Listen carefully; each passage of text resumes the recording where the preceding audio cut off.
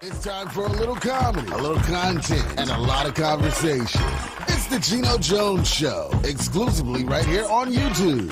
Now here's your host, Geno Jones. Hey, 2025. Yes, 2025. 2025. Yeah, that's not 7. I know you say, wait a minute, Geno, that's 7. 20, the 2, like the deuces for 2025. Yes, the Geno Jones Show. I am back. I had a great holiday break and vacation. I hope you had a very happy holidays, a Merry Christmas, Happy New Year. Those celebrating Hanukkah, Happy Hanukkah.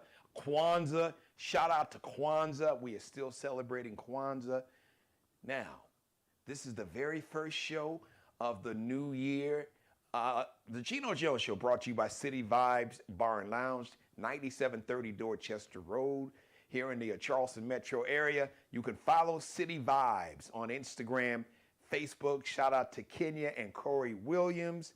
Shout out to my man Groove Master Dre watching me live, and everybody else watching live. Happy New Year. All right, so let me start. I got a special guest, one of the iconic voices and talents in radio and voice actors in the history of media, voice acting and radio, and truly my brother by another mother, and even though my mother adopted him, he's been a guest on the show. Rick Party is going to be my guest. He and his sister are going to be launching a brand new show right here on YouTube, so we're going to talk all about that. Let me first start off by I want to acknowledge all those, the people and the families of the victims of the terror attack in New Orleans on Bourbon Street, New Year's Eve into New Year's morning. Just no excuse for it, and I'm not going to, listen, I'm not going to dedicate this monologue. I'm not going to start off 2025. There's so much I could say. There's so much I want to say.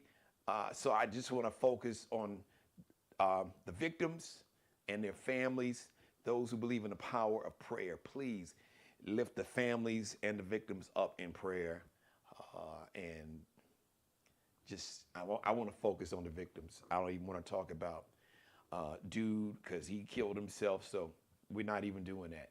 But I did want to acknowledge the victims of that horrible terror attack that happened New Year's morning, right after New Year's Eve, around 3 a.m. Central Time, down in New Orleans, down right Bourbon Street Canal. I've been there so many times, so I wanted to acknowledge that starting off. Now let me switch gears. Over the holiday, I got a chance to check out a documentary. As a matter of fact, it was on CNN New Year's night, and people will always find something to complain about. And I kind of get it, because you had this big story about what happened to terror attack in New Orleans. But now this came out as a movie, and we talked about it here. Luther, his documentary, Luther, Never Too Much. So CNN aired it New Year's night. And some people complain, well, why did they cut away from news coverage of the terror attack? Well, for one reason, I mean, people just, do you know how many people have literally since like November 5th, they have like tuned out and turned off and unplugged, haven't watched any kind of news coverage in, well, going on 2 months, really. So it's just too much for a lot of people. But anyway, I got a chance to see this documentary. If you haven't seen it, it is amazing. Now, in case you didn't know, Luther Vandross started off. So he was the background singer for like all the biggest stars back in the late 70s, the mid-late 70s, early 80s, from David Bowie to Bette Midler to Roberta Flack, who Luther said fired him. Roberta Flack said, no, I did not fire Luther, but I told him that you are not going to stand, or sit in the background as a background singer, just ooh and on. she said he had too much talent, and I knew I'm paraphrasing, that he had too much talent to be a background singer.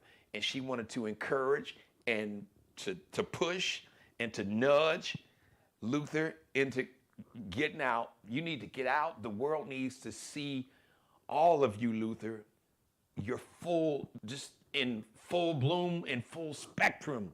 All the talent that you're the vocal genius that was Luther Vandross as a singer. So basically, she was like, listen, you're not singing background for me anymore, because you need to go and record your album. And Luther jokes and said, well, she fired me. She didn't fire him. She really gave him the push that he needed. And the rest is history. And he eventually got a record deal with Epic Records after being turned down by all these labels, including Columbia Records and Epic Records. So I don't know who turned Luther down, but that person, them people should have got fired. So whoever decided to sign Luther should have got a big raise. They probably did. And his debut song and his debut album, Never Too Much, and the rest is history. He was the #1. He used to sing like jingles, like when you watch commercials. There was a Geno's Pizza in New York, and he was singing like all these commercials in the late 70s. You know, he had people singing da da da da da da da. A lot of commercials you saw. I can't even think of some of the big names, but I do remember there was a Geno's Pizza, I guess in the New York area, and that's where his ooh. He talked about how that ooh came about. The folks in Geno's Pizza wanted him to do something that showed that the pizza was nice and hot, and that's where the ooh came from. And then he said he never did it again. So it's an incredible documentary. Mariah Carey, everybody is in there. Roberta Flack, Valerie Simpson from Ashford and Simpson, and let's see, you had Marcus Miller. You had his background singers, Lisa Fisher, and the brother, I can't think of his name right now, who always sang background for Luther when he was on tour. Did you know that, so all the old school fans, Chic, Nile Rodgers, legendary producer, the first 2 Chic albums, like the first album had like, good times, these are the good times. As a matter of fact, I love that first and that second Chic album. You had Good Times, you had Freak Out, La Freak, say Chic, Freak Out. That album, Sister Sledge's debut album that had We Are Family, and he is the greatest dancer. Luther sang background on the first 2 Chic albums, and on that album, Sister Sledge album, that had We Are Family, because Nile Rodgers produced it, and he and Luther were working together. Nile was like, dude, can you sing background? There was a group called Change, 2 legendary songs. If you are a Luther fan and you love old school R&B, of course you remember Searching for So Long, and Glow of Love. These are the glow of love. Nobody can sound like Luther. Anyway, Luther was singing lead. It was a studio group called Change. I'll never forget, like the white album cover with a white background, and it was like a little ball with orange and black. Luther was featured as the lead singer for the studio group Change on Glow of Love and Searching, and then came his debut album on Epic Records, Never Too Much. And tragically, unfortunately, he had a major stroke, and he later died in 2005 from complications of that stroke. He also had diabetes, and he talked about being an emotional eater, which I know a little bit about. Now, I never had a weight problem. Probably, as a matter of fact, I'm probably heavier now. Well, no, actually, there was about a year and a half ago, I was probably a little heavier, just a little bit, for me, anyway. But now Luther is a diabetic, but he also talked about being an emotional eater, and how it was just, that was one of the biggest struggles that he had, and it really bothered him. People talked about his weight because he went up and down, and it was the pressure he felt. The record company felt it. Somehow he would have more mass appeal, translation, that he would appeal more to white people if he lost weight, which is crazy. And the whole thing about talk about his sexuality, and then there was the whole thing about Patti LaBelle. Was went on one show. I forgot to do Andy Cohen, and she wasn't throwing shade at Luther, but he asked the question, and Patty basically said Luther didn't want to come out, basically because he was afraid his mom wouldn't approve. I don't want to say, because Patty didn't say that his mom wouldn't accept him, but he felt, according to Patti LaBelle, that his mom would not approve of him acknowledging that he was gay, and he felt that he might lose his female fans. And here's the crazy thing, before I bring on my guest, is that all of Luther's fans, I can't speak for white Americans, for white folks, or Hispanic folks, but like Black America, Black folks that love Luther, knew Luther was gay, and nobody cared. All the women, all the Black women who loved Luther, who would buy tickets. If Luther came and did 2 shows, I know Black women and dudes would buy tickets for both shows and go to both shows the same night or in consecutive nights. They did not care. Black America, the culture, we did not give a damn about Luther being gay. Didn't nobody care about who he slept with. We really didn't care.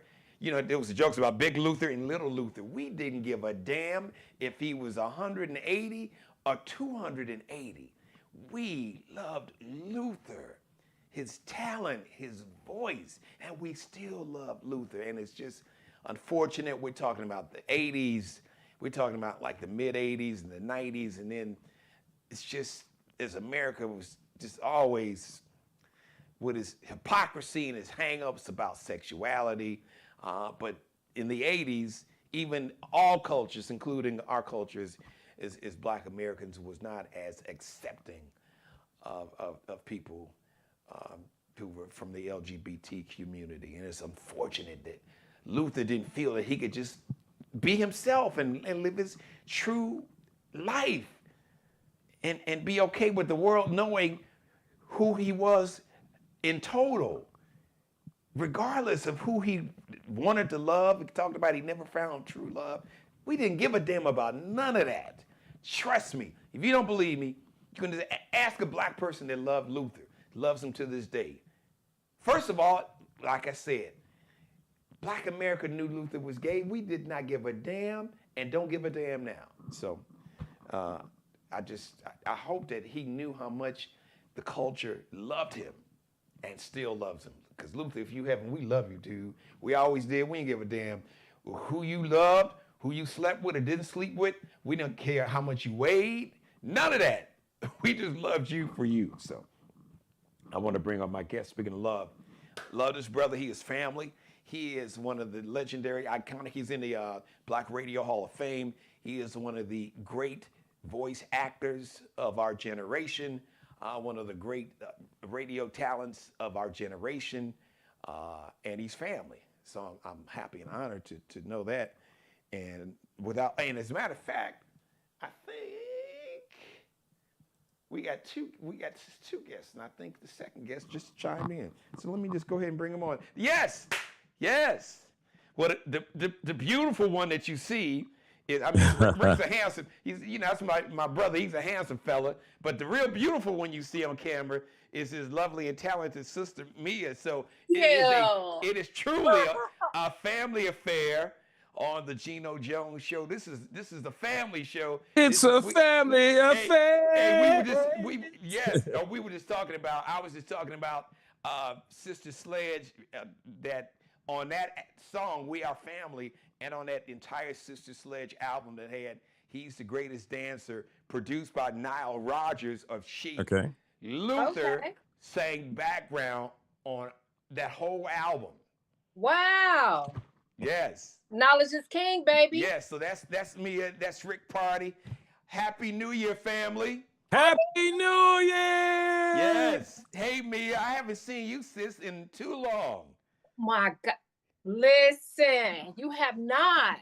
But listen, as a matter of fact, you look younger. So black don't crack. Ew. So either You look good. I'm at to nickname you Benjamin Buttons because you aging backwards. Well, thank you.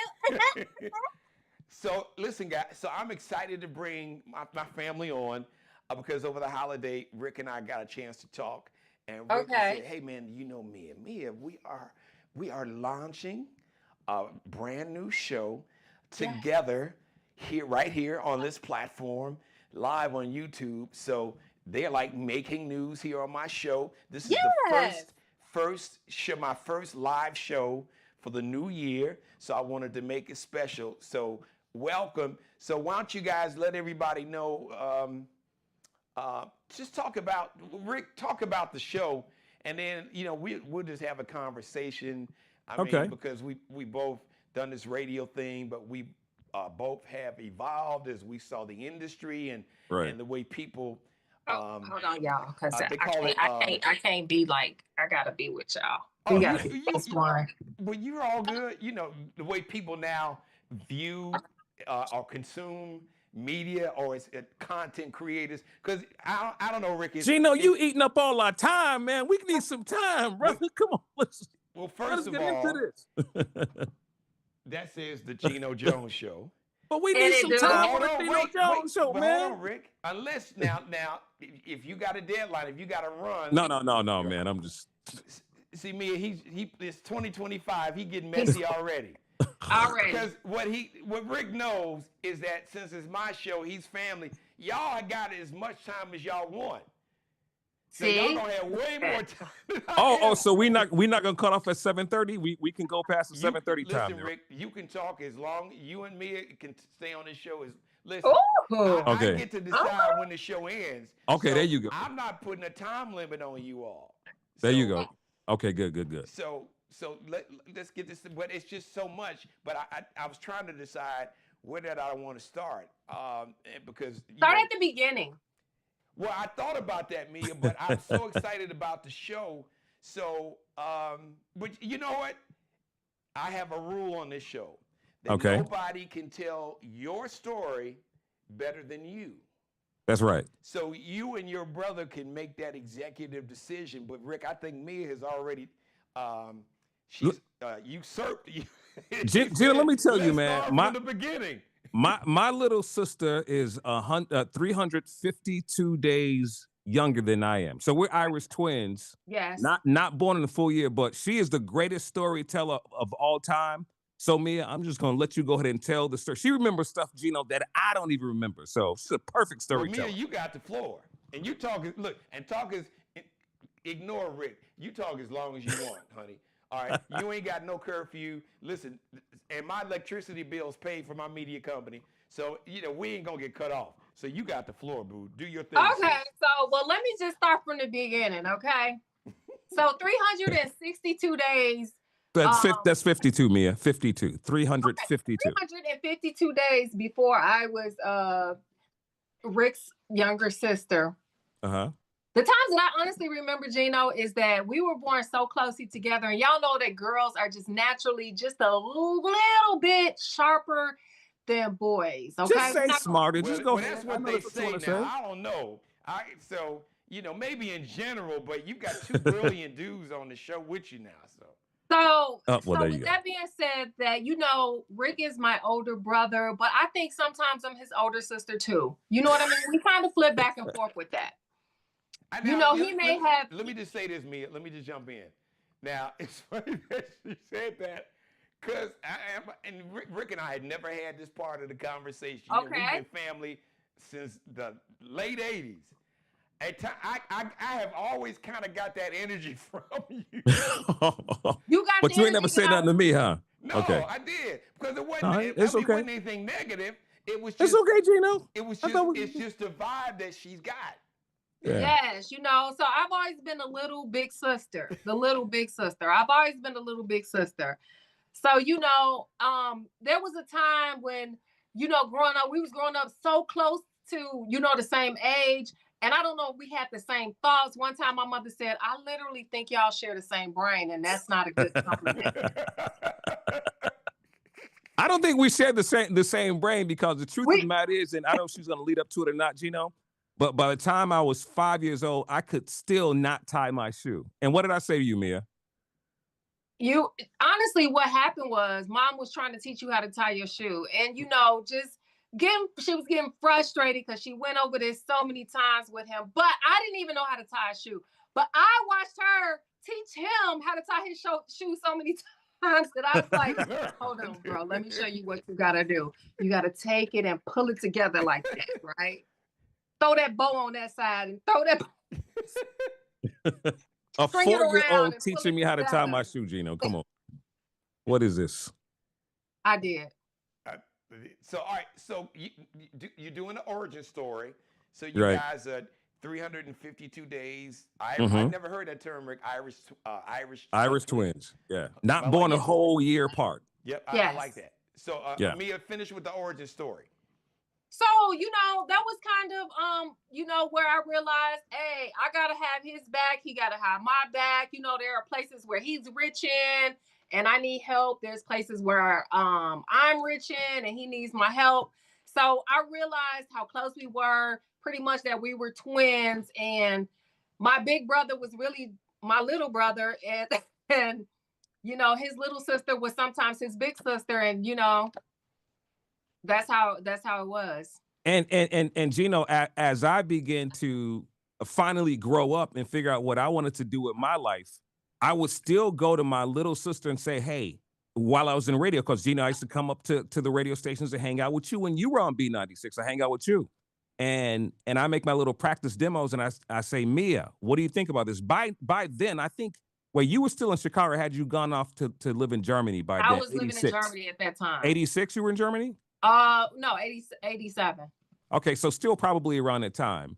So I would send her my demos, Geno, and have her listen to it because I didn't feel validated until my sister heard my stuff. Right. And then when I finally had some type of success, I just always wanted to bring her along with me. So yes. You know how beautiful, Rick, and I know obviously you know this, but it is so beautiful that you have somebody in your life, that you had somebody, and you still had somebody in your life who was the wind beneath your wings, but who you could trust. And you could tell what Mia's energy, Mia's got that, if you don't want to know, don't ask me kind of energy. Spot on, though. That's it, man. I might add a little sugar to it, though. Well, yeah, with Rick, with your big little brother, you probably did. But she got that energy like, now, don't ask me if you don't want to know the truth. Yeah, she said she'll add a little sugar to it and a little sugar honey iced tea on top. You're going to still get it. You're going to still get it, but I'm going to sweeten it up a little bit. All right, so fast forward to the show, this new show that you guys are going to launch. Okay, so to the show, I mean, I've had many co-hosts in my life, and there was no better co-host than my own sister. And because she didn't have the quote unquote broadcasting experience, it was hard for radio to see that. Right. But now we're in a place where real people are allowed to succeed in podcasts. And my sister has always been just one of the realest people that anybody could ever meet. And I said, you know what? It is time now for us to come together. It is time for us to come together. Absolutely. And look at her. She looked good, too. Yes. Almost look as good as me. Said. She's Benjamin Button. She's aging backwards. And it's funny, Rick. Rick said something that's really, it's ironic. And I know it was frustrating for him. It was really frustrating for me because, we as a matter, I don't think we've ever worked. No, I think the one program director, operations manager that we both have in common was my current operations manager, Steve Crumley. Steve Crumley, okay. But, but we've had, I've had other operation program directors. Rick has had some, and I had some that basically would not allow me to be myself. Okay. Just just Geno Jones, baby. Right? Not try to keep you in a box. And it's so many reasons why that happened, especially in black radio. We don't want to bore you. A lot of it was because they didn't want you to become a big star because they didn't want to have to pay you. That's the real. Right. The real. So just to kind of cut through the chase. And Right. now you got all these, like Rick said, people who don't have like background experience, basically create what they call content creators. And your Right. brother will tell you, we've been creating content since what, like he said, the mid-late 80s. We've had that was part of our daily job. Absolutely. It's Right. Yeah. whatever was Y'all going was on good at it. in Y'all the great world. at it. Yes, it's to be able to talk about it, to be able to do it in a way where you would connect with your audience. It's like a comedian. I Yes. tell people, you got to know who your audience is, because Right. certain True. material will work with certain audiences, and certain material wouldn't work. So Rick and I have had to master all of that. So, But this you know is- what? The stuff that I had to master, Geno, I got to admit, it came from you. Like, you were the first person on the radio that I saw that had swag. Like, Whoa. Geno had swag. You heard it on the out. Geno, I always tell you the story how you were the first person I heard on a pop radio station talking about eating chicken gristles at the time. I You always tell still you that eating story. them? Geno, Geno you was still eating them? Geno still eat them every now and then. More catfish than chicken wings. I do love chicken Okay. wings. It's still the only piece of chicken I eat, but like in my freezer, it's just a bunch of catfish fillets in individual bags. But yes, chicken wings would be like, if catfish is 1, chicken wings is 1A. Okay, Mia, remember not when we would off subject, but is that all you eat is chicken? Is catfish? Oh yeah, catfish is the only kind of fish I eat, Mia. Oh, Okay, wow. That's but it. is the freezer just catfish? Yep. For Oh, me. wow. Now Damaris, they got her and Allie eat. They love salmon. But Okay. they have I call them, they're global foodies. Like Damaris is like a global foodie traveler. Her palate, she can go anywhere around the world, and whatever the cuisine is in that country. I'm looking. Where's the American restaurant? Give me a grilled chicken salad, some lettuce, no dressing. Well, okay, my one last question, because I'm just so nosy. Oh, no, and it I'm has to so be no intrigued last. about this catfish. It's no So- deadline on the show, Mia. You family. Okay. So I just gotta know, how are we cooking this catfish? How are you cooking the catfish? Funny you should ask, Mia. Yes. So we all grew up on the south side of Chicago. Right. For those who are watching and don't know, we all grew up in a neighborhood called Inglewood. And Rick did and I'm sure you saw it, Mia. What about I don't know if it was a week ago, Rick, and you did this beautiful. It was like a tribute. I know you were talking about, and now you say Mia's a great storyteller. I'm sure she is, Right. but your brother is a brilliant storyteller He also. is. So he was talking about this movie, The Sound of Music, Yes. Oh yeah. and what it meant to him. But it was beautiful because really it was a story about mom. Okay. But the way he weaved it in, and the importance of how because one of the things that bonded us, and I'm sure my mom is watching now. Mama Mary, love you. Yeah, she absolutely. Rick knows it. She absolutely loves. Rick is her other son. Yes. Aw. So she absolutely loves Rick. But like you all's mom's journey and my mom's journey was very similar. Okay. Just in terms of being a single mom and just having to literally fight. And then my mom was young, and so people would try her, but that was a near fatal mistake for a couple Mama people. don't take no mess. Don't take no mess. Don't play in her face. Rick, you spoke about your mom and y'all's mom, that she was like, She's a firecracker baby. but see, the thing is, and I can see Mia's got that energy, Rick, because like my mom, warm, beautiful smile, and people are drawn to my mom. And like when I first met you all's mom, she reminded me of my mom. Beautiful smile, beautiful woman. People drawn to her. But I could see that. But she like that mama bear, that mama lion. You mess with my cousin. You can F around and find out if you want to. Oh. Fafo. If you feel froggy, you better jump. But So- Geno, I'm not going to let you get off of the hook on this catfish. So How we let me cooking explain to you. No. Okay. So now, for years, I fried my chicken wings and I like mine cooked hard. Okay. And my chicken wings almost burnt. I like mine real hard. Okay, crispy. Not so much. I like my fish cooked hard too, but not quite, almost quite burnt. So, acid reflux had made me learn to cook it a different way. Okay. So basically, I bake it, but here's the trick. Oh. I batter it. So like for me, I use basil because now it's a whole healthy, and the basil and the turmeric helps with the anti-inflammation. So the basil and ginger, I use ginger because ginger is great for your immune. So I use basil, turmeric, ginger, and just a little like the Lori seasons. And Lori, I should invoice them for this plug. Let me write this all down. Okay. Yeah, please. Right. So, but you may season. Maybe you want lemon pepper. So, however you season it, but the trick is to like I use the yellow cornmeal that you know some people use white cornmeal on the fish. Right. So you batter it and bake it in the oven. But here's the thing. If I could bake you, like if you came over and you saw my fish, you would think I fried it. Because it cooks exactly the same way. So what temperature do you bake it at? I like to do mine. It depends because a lot of times I'm trying to cook after my TV show ends, so it's like 7:30. So, but really anywhere from it depends on if you like yours cooked hard, maybe 400. If you don't like yours cooked as hard, maybe 375. And how long do you bake it typically? Now, here's the catch with that. Uh-oh. It depends on the size and of the the weight fish. of the fillet. Okay.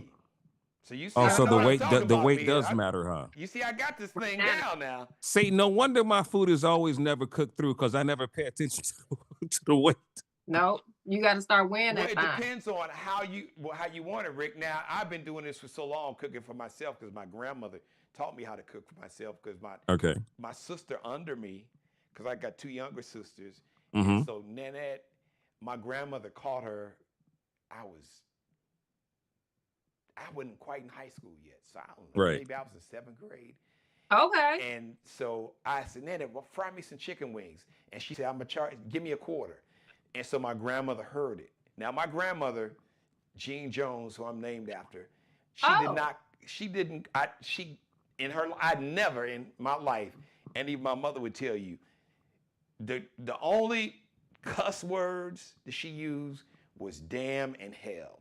Oh, so that sounds like my mama. If she called you a nasty, trifling heifer, you had just got cussed out. Oh, wait. Because she didn't. Heifer, that was my mama word. That was your mom? Yeah. You little nasty, trifling heifer. So she got so mad at Nanette. You little nasty. Jeannie, come in the kitchen. I'm going to show you how, and my grandmother taught me how to cook and like do my laundry and stuff because she said, I don't want you to have to depend on none of these old nasty trifling heifers. I want you to be able to take care of yourself. She used to call me a heifer sometimes. I had to go look it up. I said, I ain't no young cow. Why you say that? Oh, Geno, they used to have the biggest battles, man. And my mother stood a strong 5'1". A strong 5'1". I remember, 5'1". Yeah. And everybody's afraid of her. What's that? What was that? Do you remember her favorite line when she was looking up at you? I brought you into this world, I could take you out? No, I would knock you down to my size. Oh, I like that. Well, I got that was one of my mother's favorite quotes, Rick. I brought you into this world, I'll take you. Take you out. Yeah. All right, so you know what? I like, so this is going to lead into me and Rick. So this is going to lead into the origin or into the show, because I kind of got a vibe just from our conversation, what the vibe of the show is going to be. So Mia and Rick. So Mia, I know there's a ton of funny stories about you all's childhood and Rick's childhood. There are a lot of funny stories. So if you can't pick like the funniest one, and then Rick, I want you to do the same. But see, now Rick, you got a chance to get her back now, Rick, because now you get to tell a story about Mia. Oh, man. But he must already know what you gonna say, Mia. Do you know which one I'm gonna tell? I don't know.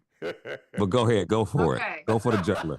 Oh God, let me tell you this story, Geno. Listen, like I told you, I was always the big sister, right?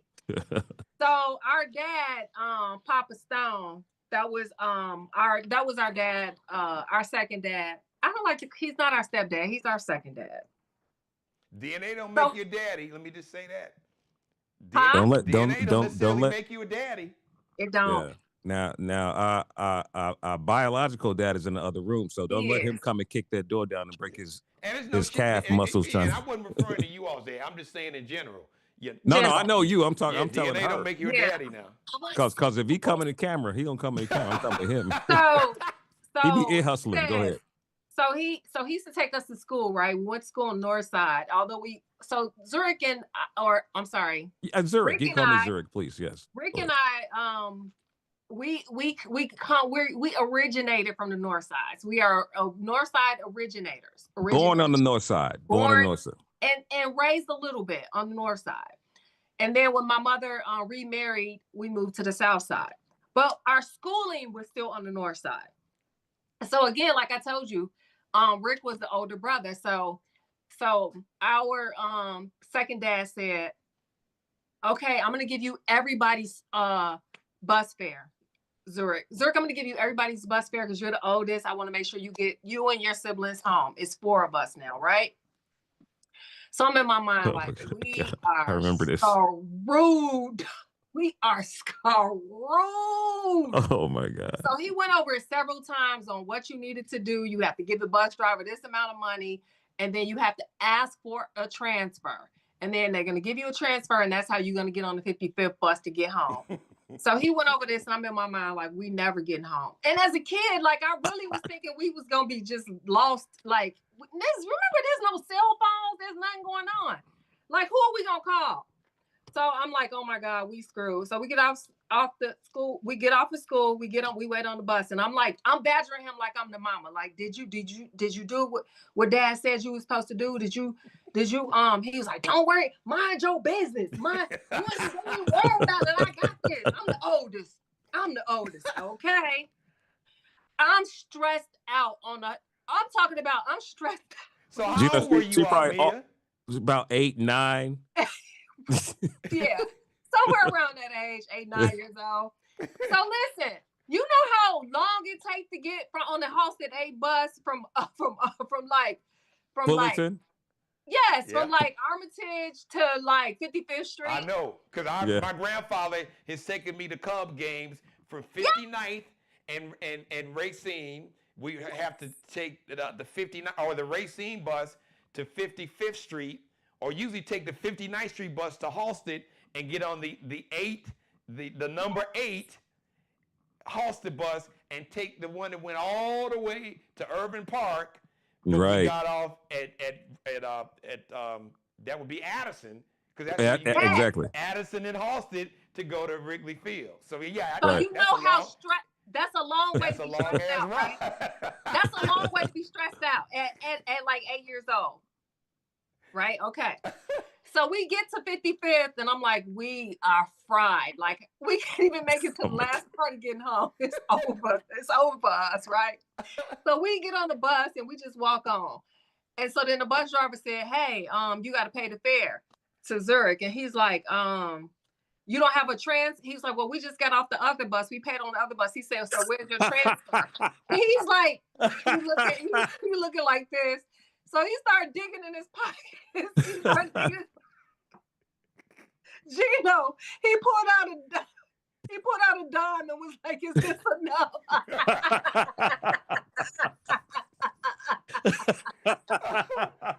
The man was just like, "Go ahead, just go." A dime for all of us, Geno. Well, thank God the bus driver was it 4 of us, right? And humanity and empathy, and was like, "Y'all, you little kid, go on, get on the bus." He's like, that boy's slow. I don't know what he gonna do with his life. He's just slow. Because Mia took us back, man, when she mentioned that transfer.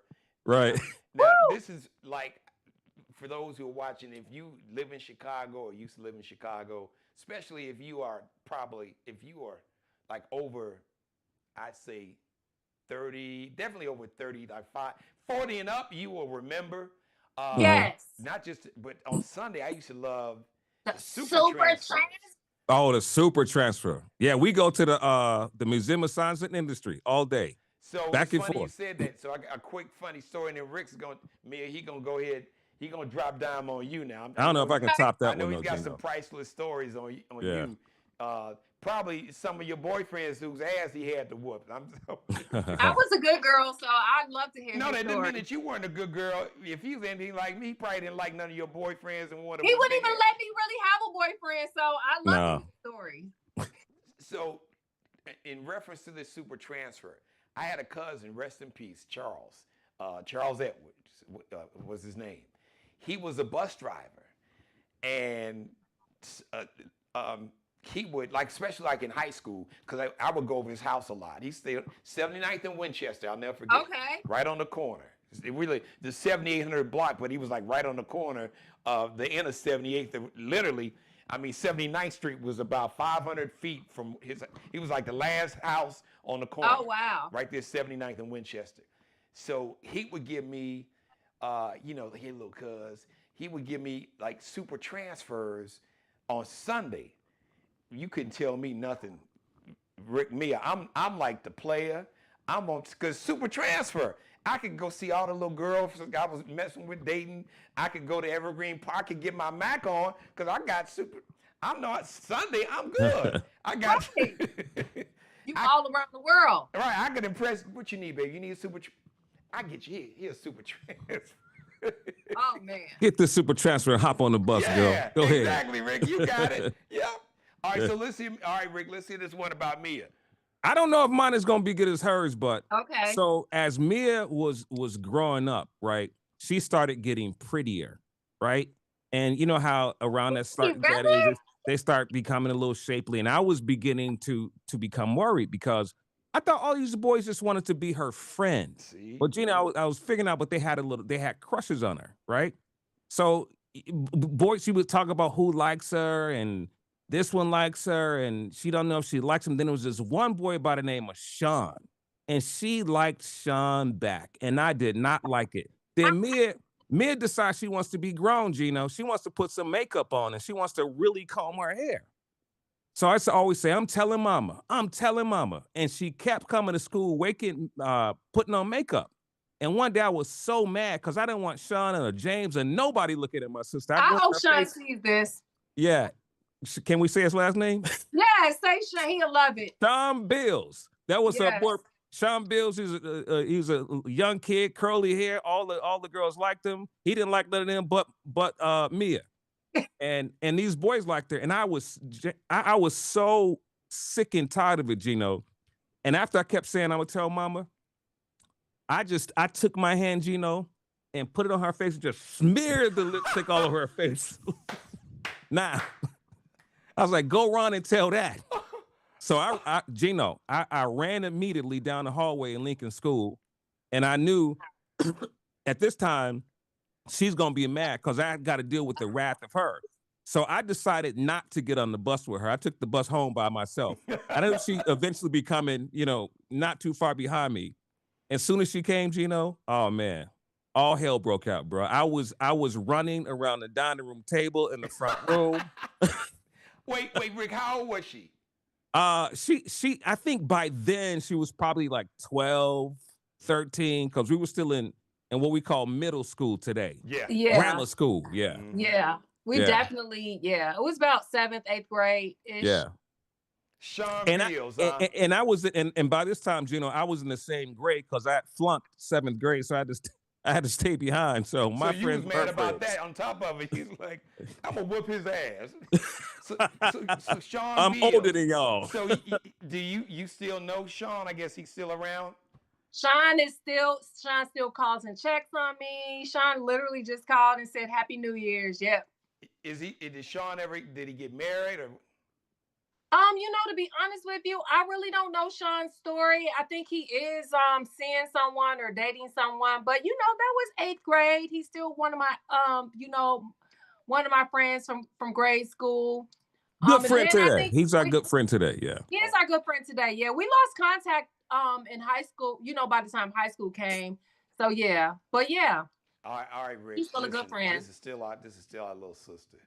Yes. No disrespect to Sean, but I don't know his ass, so I don't give a damn, even if I did. Hey, we still got to keep an eye on dude. You know what I'm saying? Because he's still reaching out. I know Yeah. we friends, but Right. Yeah, we still keep an eye. And see, Sean didn't know about me. I wasn't around, so it's like, Right. yeah, Right. he had to deal with both of us. He don't. Sean is 2025. We just want to have a good new year. You don't want this smoke, so just we. Yeah. And you know, Geno, I don't know, And Rick got backup. Maybe you didn't know, but Rick got backup. So yeah.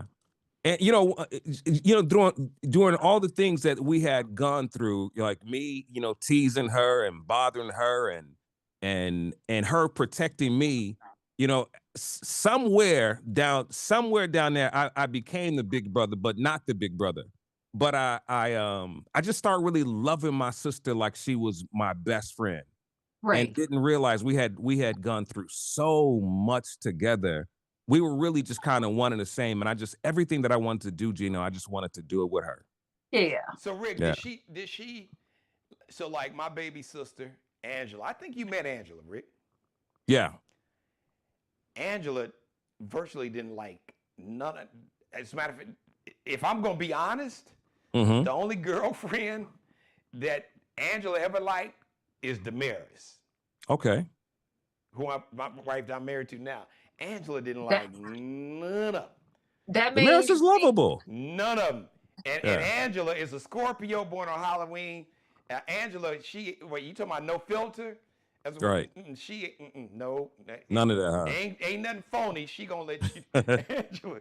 And back in the day, Angela, if you crossed her, you might get them paws. Right.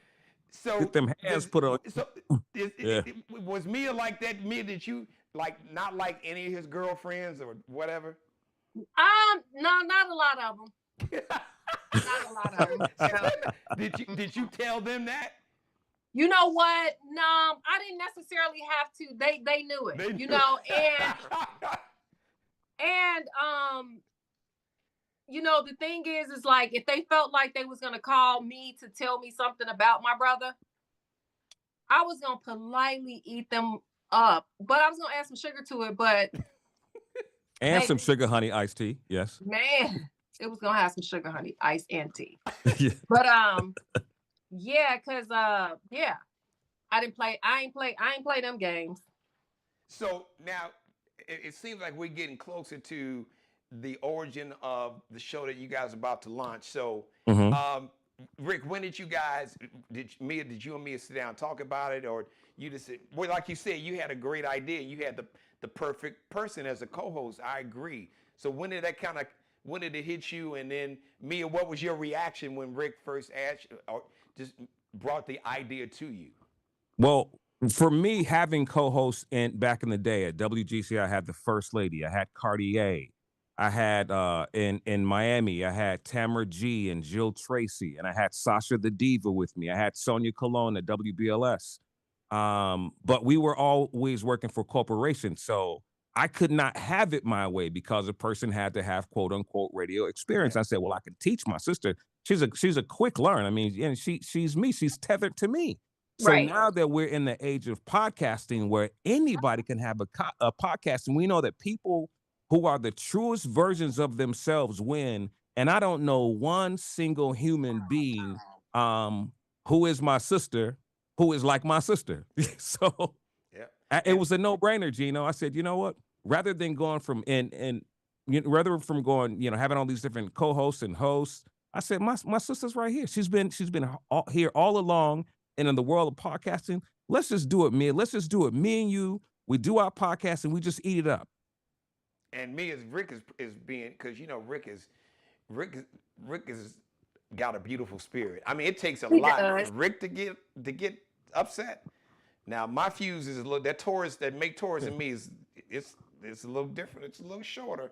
But what Rick probably really wanted to say is that there's a lot of folks that got podcasts that they should just snatch the mic and camera. It's like, no, you. Yeah. No. Just watch on your phone. You don't need to have a camera or a mic nowhere near your ass. No. Yeah. Now you really want to say to them, go get a microphone go get a soundboard, go get a camera, and throw it in the trash. Oh my God. Yeah, right. Just as a matter of fact, give me your address. I'll come and get it for you. And just, right. And write you not write you one check, but I'll write you 2 checks. Right. Right. That's right. And then we're gonna take it right to the dumpster and just have them, y'all just crush this. They don't ever need to come anywhere near. As a matter of fact, they shouldn't even be allowed to use the word M and I. Don't even sound like Mike or Cameron. Right. So Mia, what was your reaction when Rick brought it to you, the idea to you about you? Well, honestly, so I'm gonna even go a little further back. When Rick was on GCI, honestly, I think it's my fault that we didn't have a show. I'm gonna tell you why. I don't know if you remember this, Rick, but I called in on his show once, and the chemistry was like so awesome that somebody from GCI called me and said, "You should do a show with your brother." Wait, say who that person was. It was Elroy Smith. That's right. Elroy did say that. I can believe So, that. he called me. And what happened? Why did it happen? He said, "You and your brother, the chemistry between the two of you all, you should have a show together." So what happened? And I said, Uh-oh. "You be firing people. I got to keep my job." I love you, Mia. I love it. See, she gave him 1,000. You be I'm about to die. People, and I got to keep my. What? Look, I bow. I take about you, the queen. I love it. Right. I love it. I love it. So yeah, that was that. Oh my God. I love it. I absolutely love it. And Geno, you see that's who she is, man. She keep it a stack, she keep it a buck, she keep it a hundo. She just tell you, how she feels, and that's why she's perfect for me. Yeah. Like she is my fill in the blank. You know what I'm saying? Yep. Like she knows quickly how to fill in the blank for me. She's and like, it's just so you got the here's the analogy that I just immediately when I hear this. It's like you got the good angel and the bad angel. She's a lot like Mia is a lot like Angela, Rick. Okay. Because Angela is the, like I said, it's that Scorpio, Halloween. She was born on Halloween, and very protective about, like I said, about her family. Yeah. She didn't like. I mean, one of my ex-girlfriends, her and Angela literally came to blows. Wow. Whoa.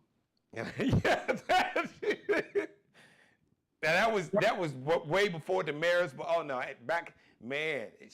Now she's matured and mellowed, but like in her 20s, you don't want this smoke, Rick. You know the song by I can't think of old girls called the hook is like you don't want this smoke. It'll come to me. Brown Skin Sister, one of these new R&B artists. Okay. It'll come to me. Okay. But Doechii? I don't know. I'm just guessing. No, not Doechii. She sings. Okay. She doesn't rap. She's a singer. Came out probably right around the time when COVID hit. If I wasn't trying to think of it, it'd come to me. Okay. But she was, because she did another song about, basically it was about this guy, if he gonna make love to her, he got to do it right and do it a certain way. If I wasn't trying to think of her name, but it'll come to me. But yes, she is. But my baby sister, her song is called Smoke.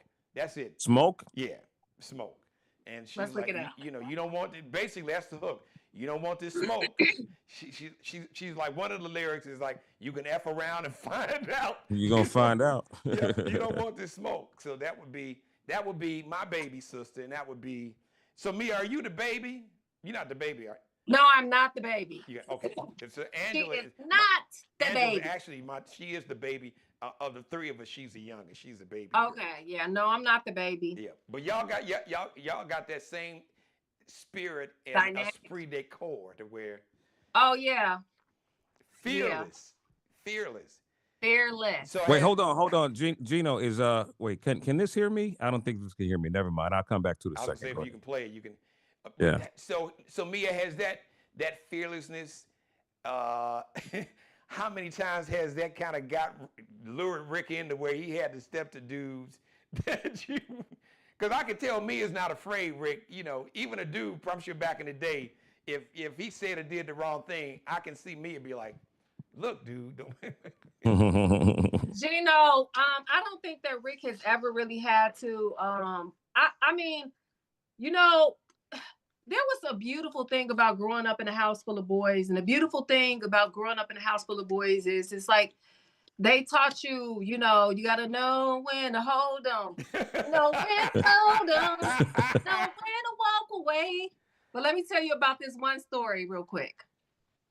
Got to tell you about this one story. Rick was always playing games and stuff, right? So Rick came up behind me and snatched my trumpet out of my hand. So this is one of those stories where he was trying to make me fold.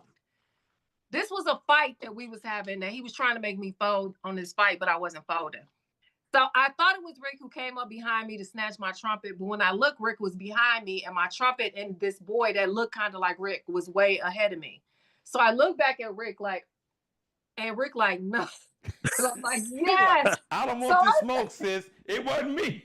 Geno, we at the train station on 55th. We're at the train station. Not these boys, not this fight. He was trying to say, hey. We was trying to go west, and they was trying to go to the Robert Taylor Projects with that. It was the Robert Taylor Project.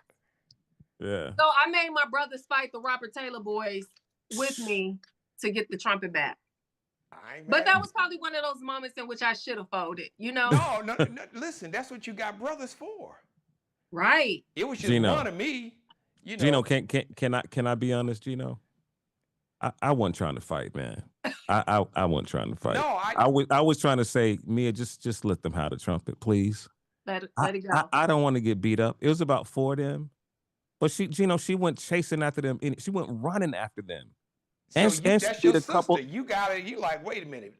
No. I gotta get in there with her. I can't. No, Geno. Yeah. No. I was a lover. I was not a fighter. Right, but it was still you had to have her back, even though you didn't. That wasn't your default position, but you knew it's my sister. I got. Now, if somebody attacked her, that was a different story. But when she went off, when she would go off, she see red, Geno, and I'm saying come back. She beat up a couple of boys. And she beat up a couple of boys, and she got the trumpet back. I believe it. But Geno, the story for a long time when we were young was I beat them up. You know, that was my story. And she let me have it. I did. But yeah, guess who left home? Guess who went home with their trumpet that day though? So Mia said, don't sleep on me. She said, I got them hands now. She got them hands, man, for real. Who went home with their trumpet though? Right. Oh, I love it. So all right, I want to tell everybody about the show. The theme, I could imagine it will be stories like this. Mm-hmm. But I'm sure it's gonna be a lot more. So, you know, Mia and Rick, why don't you all kind of let us know what we are in store for? Yeah, so it will be some storytelling. We will talk about things that happen to us and happened for us, and we'll talk about our adventures growing up.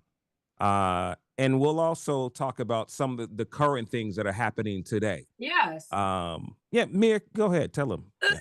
I mean, you know, it's just like we'll be talking about, you know, like some of the current, definitely like the current news, our take on it.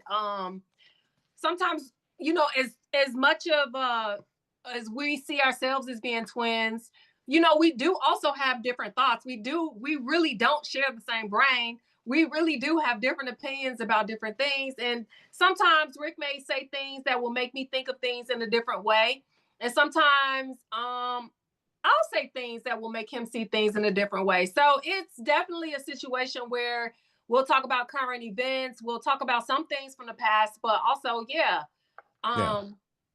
sharing our energy and our thoughts on, you know, things that are happening now. Yeah, and we'll talk about relationships. We'll have people jump in, and you know, we're gonna have an Ask Mia segment where a woman may call up and she may need some relationship advice, and Mia has always been the go-to person when people need that.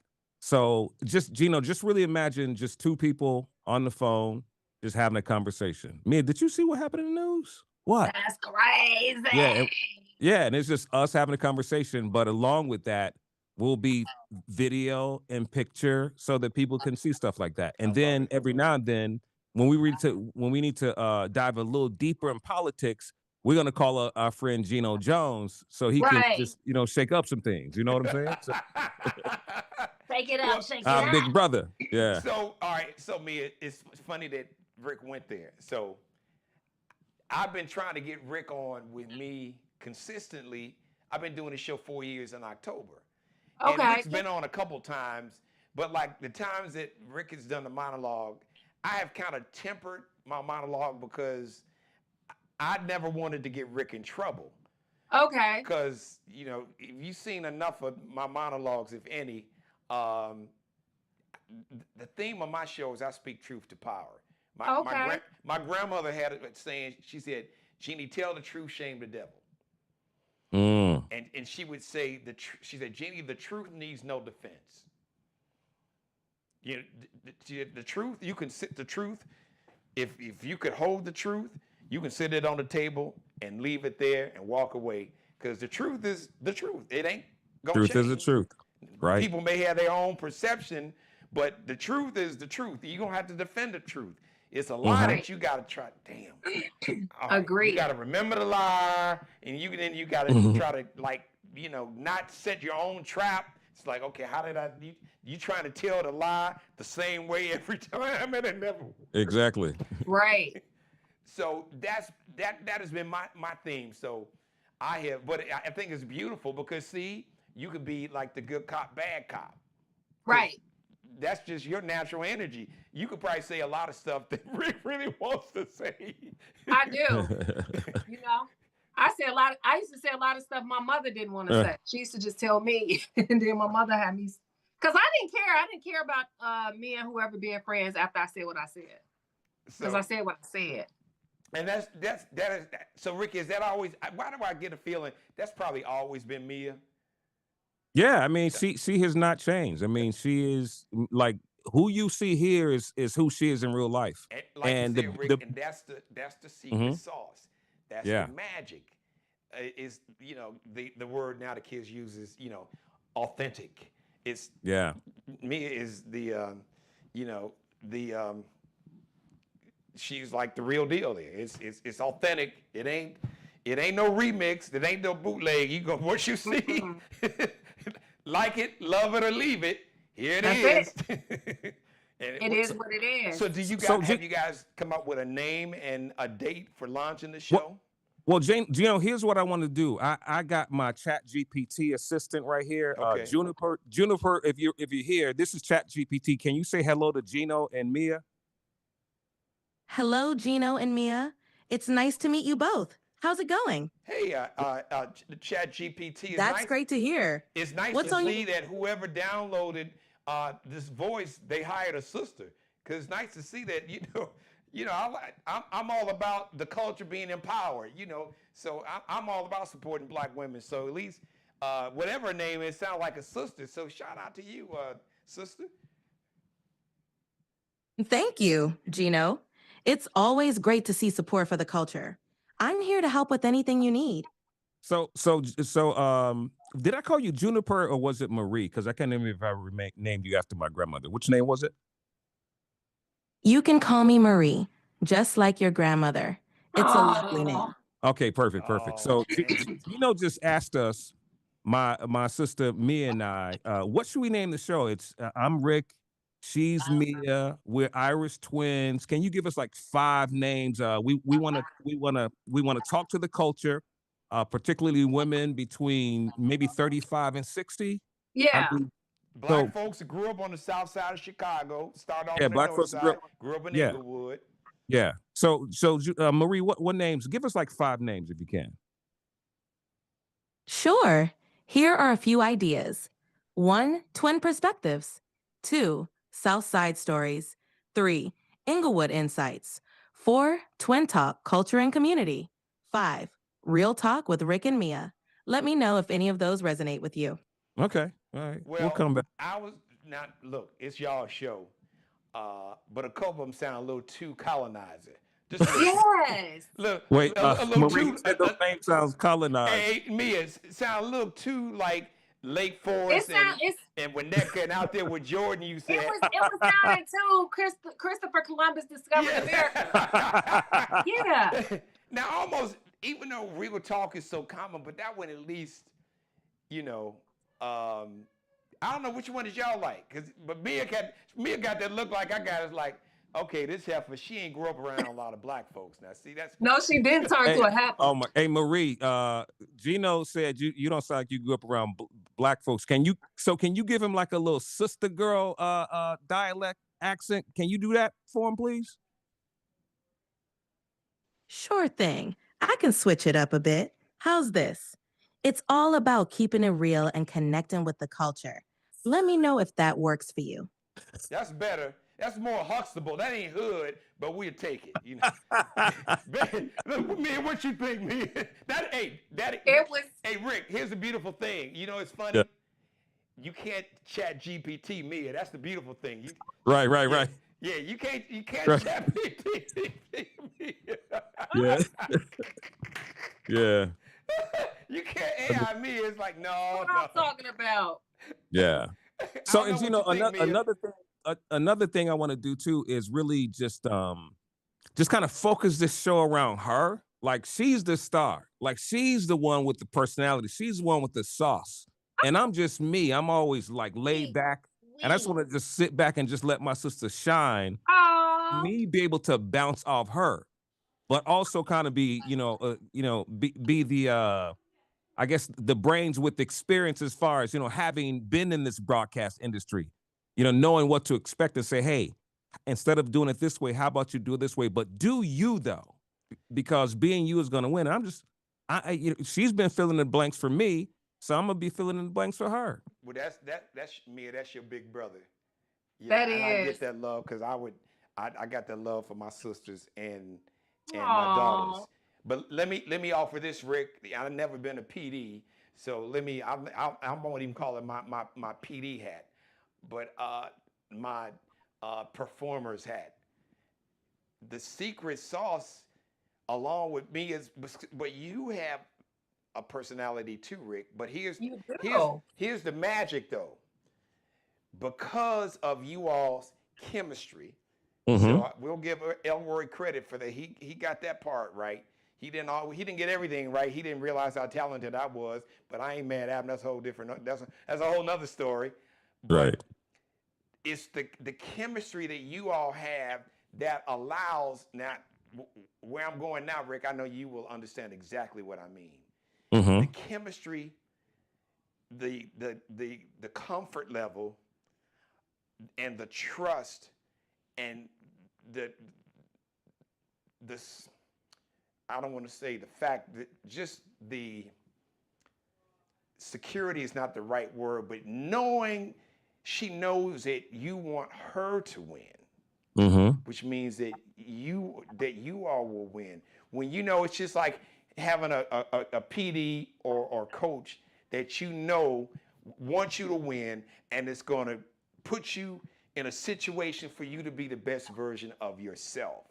Love that. So that chemistry allows her where she is going to be comfortable. She doesn't have to second guess. It's like we work with program directors where you couldn't, be the best version of yourself because you can hear them saying, oh, keep this break. The break's too long and don't talk longer than 30 seconds and don't talk about this and don't talk about that. So we would get all these rules in our head that would not allow us, Mia, to just be the best version of ourselves. That's what I love about doing stand-up. You go on stage, you don't have the audience is your boss. If you make them laugh, that's it. You say, but see in radio, like your personality, and Rick understands that it wouldn't, because you always have people that PDs will have a version of how they see you. Right. And they want you to be the best version of who they see. They don't really know who you are. And instead of, really tapping into who you are as a person and allowing you to be the best version of yourself, they want you to be the best version of who they see so they can say, oh, I created this one. And no. Just get out of my damn way Right. and let me be the best version of myself. But so Mia don't have that to deal with. So she feels now. Mia, correct me if I'm wrong, but she's in a situation, Rick, to where she can trust you. She knows that you are not. You want her to shine. Mm-hmm. It's because some dudes, I'm just gonna keep it 1,000. Me and Rick would too. Some dudes aren't. They not gonna want you to shine because they're gonna be afraid that your light's gonna outshine them instead of focusing on. I tell people, listen, I'm not worried about anybody outshining me. I control my dimmer switch. If I want That's to right. shine more, I need to go in the lab and work harder, write That's some better right. material, whatever. Right. But you don't have none of that. You don't have to worry None of that. about. You are just in a situation where, look, I can be me, and if you make a mistake, you know he got your back. That's right. And Geno, and not only that, Geno, I love your facial expressions. I'm sorry, but go ahead. Geno, not only that, I am partly because of my sister. I learned so much from my sister when I had to dig down deep and find some fun or find some funny. Everything that I had, I learned from her. You know, I had to learn to be bold because she wasn't afraid to do it. And now I want to introduce her to the world. I want people to see, you know, what I come from. You know, who she's the tree. I'm part of her branch. I want y'all to see this. But So let me just say, Rick, let me just say this real quick to you. What you're gonna find out is that she is gonna make you allow you to be really the best version of yourself. Because now you about to tap into a part of you that's probably a part of you that has been inside for years that you probably never fully tapped into. That she is going to help you unlock, not just organically, because of the chemistry and the bond that you all have. yeah. Right. That'll be priceless. So Yeah. you'll see, you'll be like, because my number one guest co-host, Keela Carson, who usually comes on with me on Friday, she was like my morning co-host. She started off as like a producer. In Detroit, right? Yep. Okay, yeah. And you've probably seen some of our Friday shows. Of course, yeah. Keela and I have the chemistry that you and Mia have. Now we don't have, you know, the biological sibling, but because Kia knows we have worked together, you know, and because we are pretty similar in terms of our views on the culture and being committed to the community, and no tolerance for bullshit. So sometimes you get lucky in radio and two people can work together and the chemistry is magic. And you know right away. And sometimes it's horrible and people fake it. And you know, sometimes you can do a pretty good job at faking it. Now, people like Rick and I, we can tell when it's phony and when it's organic.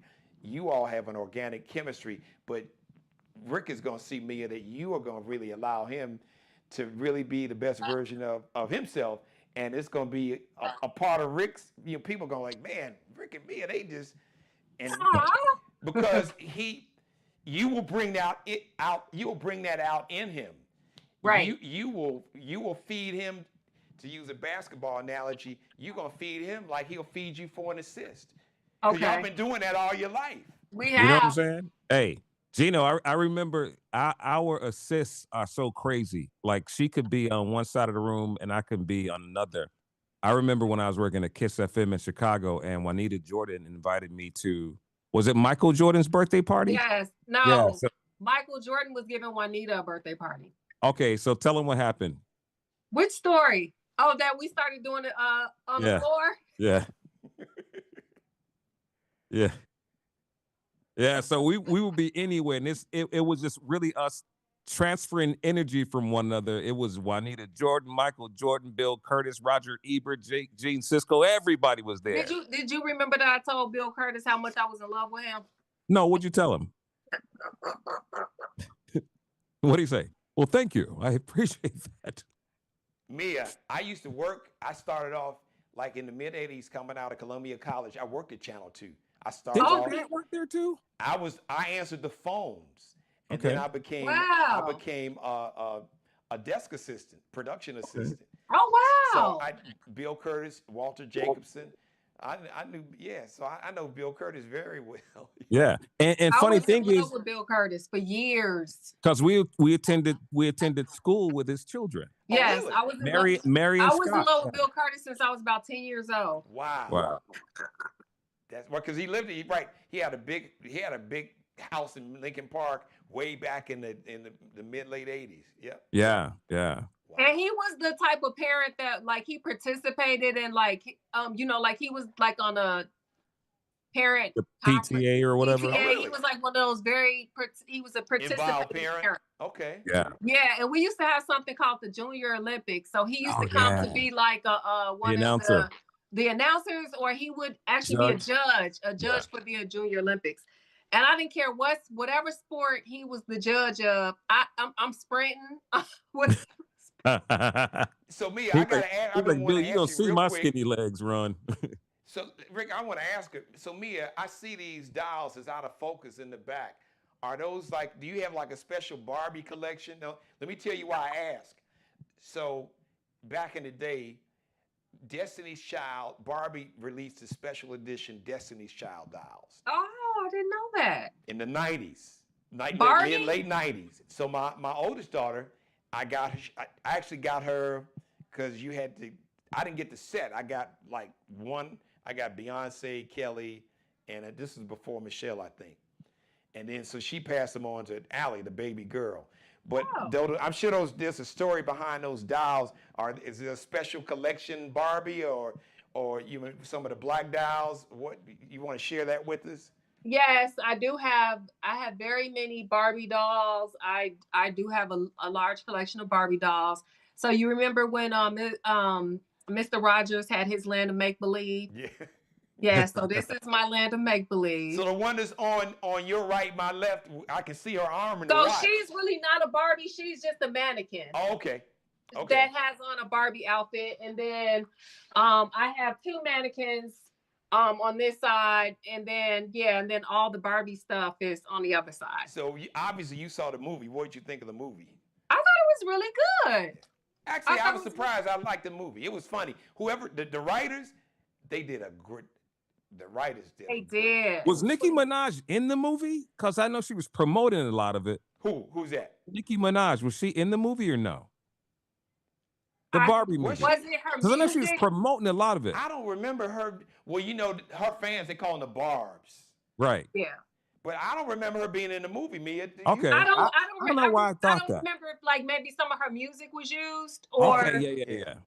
Because the sister, what's her name, Mia? The president, Rick, was old girl from the show that was on HBO, Issa Rae. Issa Rae, yeah. She was the president of Barbie Land. yes, Okay. I have that Barbie too. So what days and times are you guys gonna do the show? Are you gonna do it live or are you gonna record it and upload it?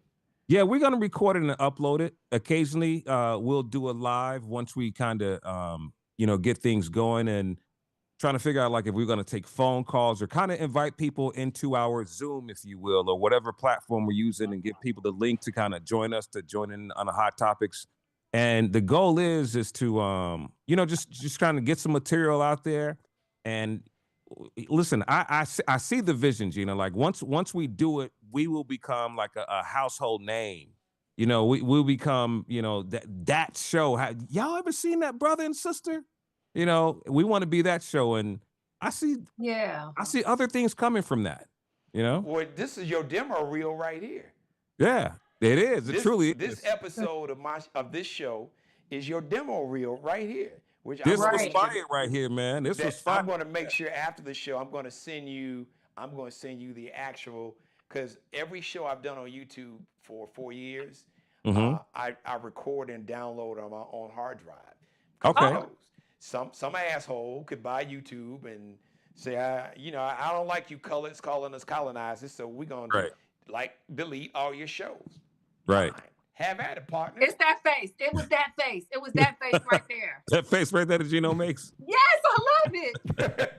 Yeah. So all my episodes, I record and download on my own hard drive, and I I got hard drive like network TV has. So I'm going to send you the actual my recorded version. I mean, Okay. it's the same. It's everything that people see on YouTube, but it's just going to be. It'll just be the actual recording. So Perfection, man. I y'all can appreciate. chop it up, and Rick is genius and magic. He's helping me out. As a matter of fact, the picture I texted you, Rick, you were talking what we talked about. We're taking this show, Mia, to next level, and I'm going to be adding video and some other stuff, and we got some things we're going to do audio-wise, and Rick is going to help me with that. He's already talked to me about that. So Absolutely. I sent you a picture of what we're working with now, so we can upgrade it. But yeah, this is y'all's Geno, you know what it was? It's like you giving a little bit of that Morris Day. You know what I'm talking about. And Morris was my dude. I used to love Morris. Yeah, Morris was my dude. Now I love Morris. Listen, his role. I could have played that in Purple Rain, right? Because he was, I said he giving these faces. He was cool, right. But he was cold blooded. He was so cold blooded. He felt bad when Prince's daddy tried to kill himself. He was like, "How's your mama?" And then he said, "Damn, that was cold blooded. Why did I say that?" But, my God. Morris was my. So, how many days are you guys just gonna do 1 day a week? How many days have you thought about that yet? No, we haven't quite thought about that. Mia, she's got a busy schedule. She takes care of our father who has dementia, who does 100 push-ups a day. Wow. And other than that, she's a flight attendant, so she's flying around the world. So she's got an interesting schedule. So it's kind of like, hey, are you free to record? So we kind of doing like that. Mia, what airline? Actually, one of Damaris's first cousin, who's here actually in the other room, since I got my home studio. She works for Delta now. She's a flight attendant. She was a flight attendant with United for years. Oh wow! What carrier are you with? So I work for Regional Debt, and we are chartered through all of those carriers. Okay, what's the name of it? SkyWest. SkyWest. Oh yeah, is that? Don't you guys work affiliated with Delta? All of them. All of them. Okay, I thought so. I've been on the SkyWest plane a couple times. That's why that name rings a bell. Okay. So where's your hub? Dallas or what? Dallas. I work American. Okay. All right. Cool. How long have you been doing it?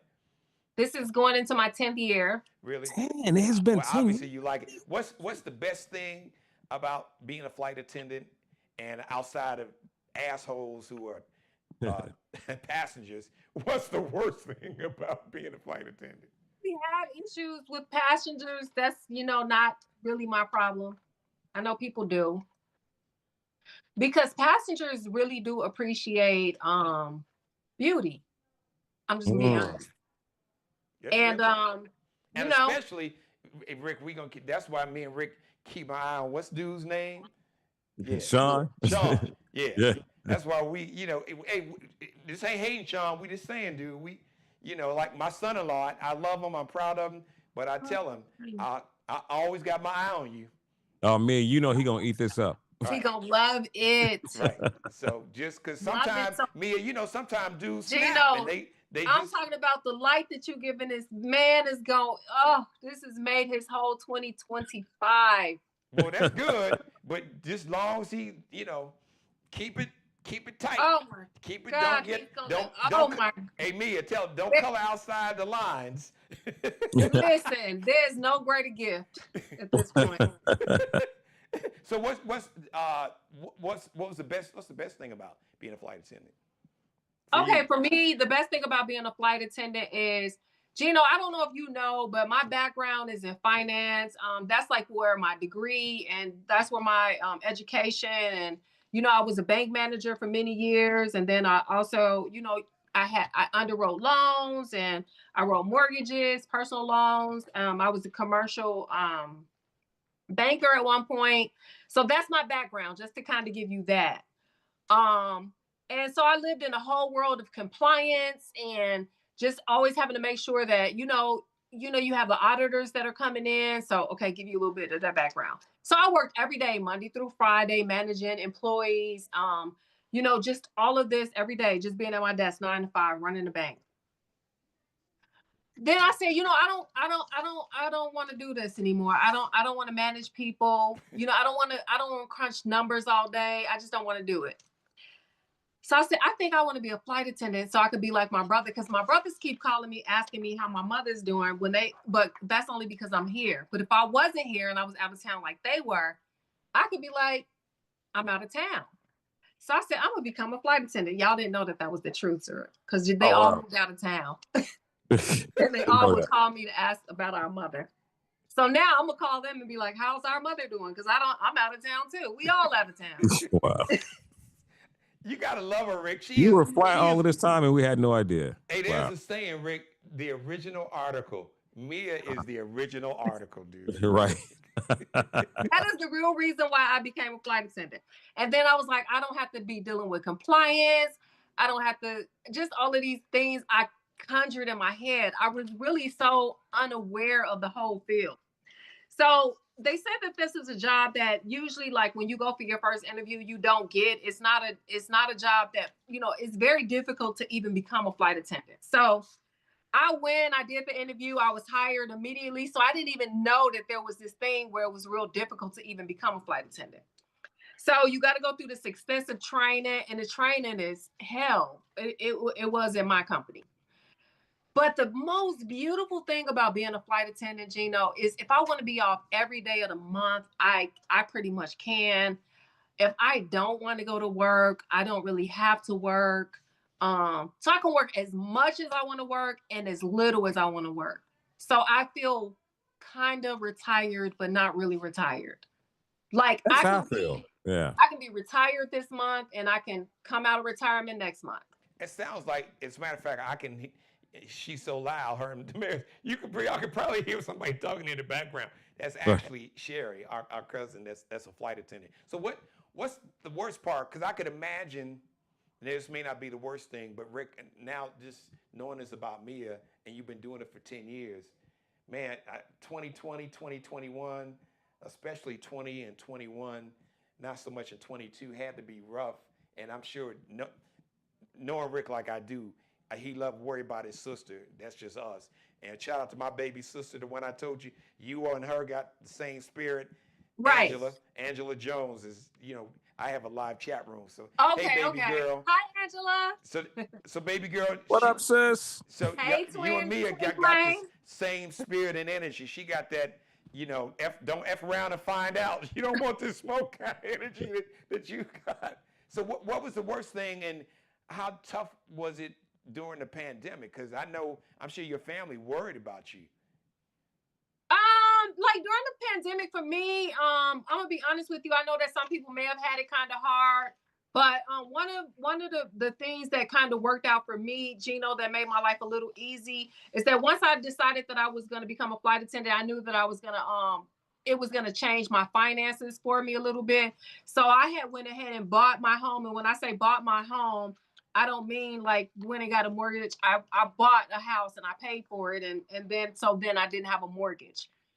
So when I became a flight attendant, because I didn't have a mortgage, I mean, what do people really pay for to keep a roof over their head? Yeah, just homeowners, that was smart. The bank didn't own it. Mia owned it. Mia owned it. You got the title. Yeah. Yes. So it kind of made that time a little easy for me. Yeah. Yeah, because I guess from a safety standpoint, because I know even though it was mandatory, you had these dumbass people that just didn't want to wear a mask and just wanted to just kind of spread COVID and didn't give a damn about other people. So listen, Geno. That's the part. That's what made me think about that. Because so when that comes around, see, every flight attendant is different, right? Me, I realized that because I used to be an emergency police officer for Country Club Hills, and I was just the eyes and the ears for them, right? So I know very well how to be the eyes and the ears. That's really what flight attendants are. Our job is safety. We are there to get you out in case of an emergency. We are there to do whatever tricks we've learned. If you're having a heart attack, a stroke, nosebleed, we've learned all the basic medical stuff to keep you alive, right? So you were just like a snitch, like an official snitch. Hey, yeah. That's all we are. That's all flight attendant is a snitch. No, neighborhood, the neighborhood police Yes, officer. the neighborhood snitch, and that's what a flight attendant is. We don't do anything. We don't have a baton. We don't have we don't have nothing. We gonna snitch. You not doing what you're supposed to do, we gonna snitch. That's it. And Rick, she right. They don't do it, but trust me, you don't want to F around and find out, because when that plane land, the law, they will come and snatch your ass up off that plane. They will. And so, and I said all of that, Geno, to say that I do everything that I can to stay young. You said being a Benjamin Button. I do not let anybody stress me out. Hey, I'm going to tell you, I'm an informer. I'm going to say, this is what you're supposed to do. Put your seatbelt on. Listen, I'm not going to stress myself out over it. That's a great attitude, Mia. I'm not going to stress myself out of it. That is a great attitude. And that's something I'm still learning, because you know why? I'm a warrior. Yeah, I worry about everybody, and I've had to learn, because as we get older, your body's like, you got to really get a handle on managing stress.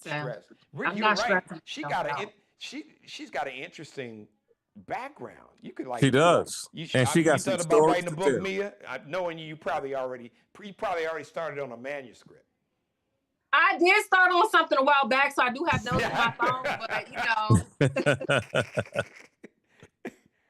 But yeah, I just learned to not let certain things stress me out. I think sometimes flight attendants, they just take it a little too, just like cops or any other job where, how like one cop will be like, okay, yeah, just be careful. And another one's be like, oh, now we're writing you up a ticket. No, what did you say to me? We're taking you in. It's the same way in that industry. You know what I mean? Where some people just kind of do a lot. What's beautiful about this, Mm-hmm. and I'm just so happy for you guys, because you and I realize, and we've been talking for over a decade about that, the future in terms of even just with YouTube platform, and when I relaunched my website as a broadcast platform, kind of like what Glenn Beck's doing with the Blaze TV on his website, and what my man Roland Martin is doing on the Black Star Network. Rick and I have been talking about. I've had this vision 15 years ago. Wow. And I had this YouTube channel for years, until a friend of mine told me, use your YouTube, because I was frustrated. Rick knows, I talked to him. I had like venture capital meetings, basically trying to get the capital to turn my website, and I still own the domain name, genojones.com, into a broadcast platform, because Rick and I saw what people are doing now. He and I saw this future almost a decade and a half ago. That's I can believe that. And we started doing what we needed to do individually to position ourselves. So that's why I'm so happy and proud of him. And he's the same.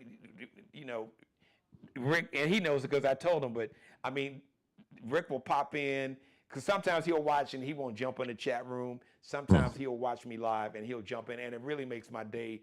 And he's giving me feedback that means a lot, because outside of the personal bond that we have is, I mean, the only thing that we don't have in common, we didn't come out of the same womb like you guys did. But y'all brothers from another mother. Yeah, he's got that bond, and but Rick knows that.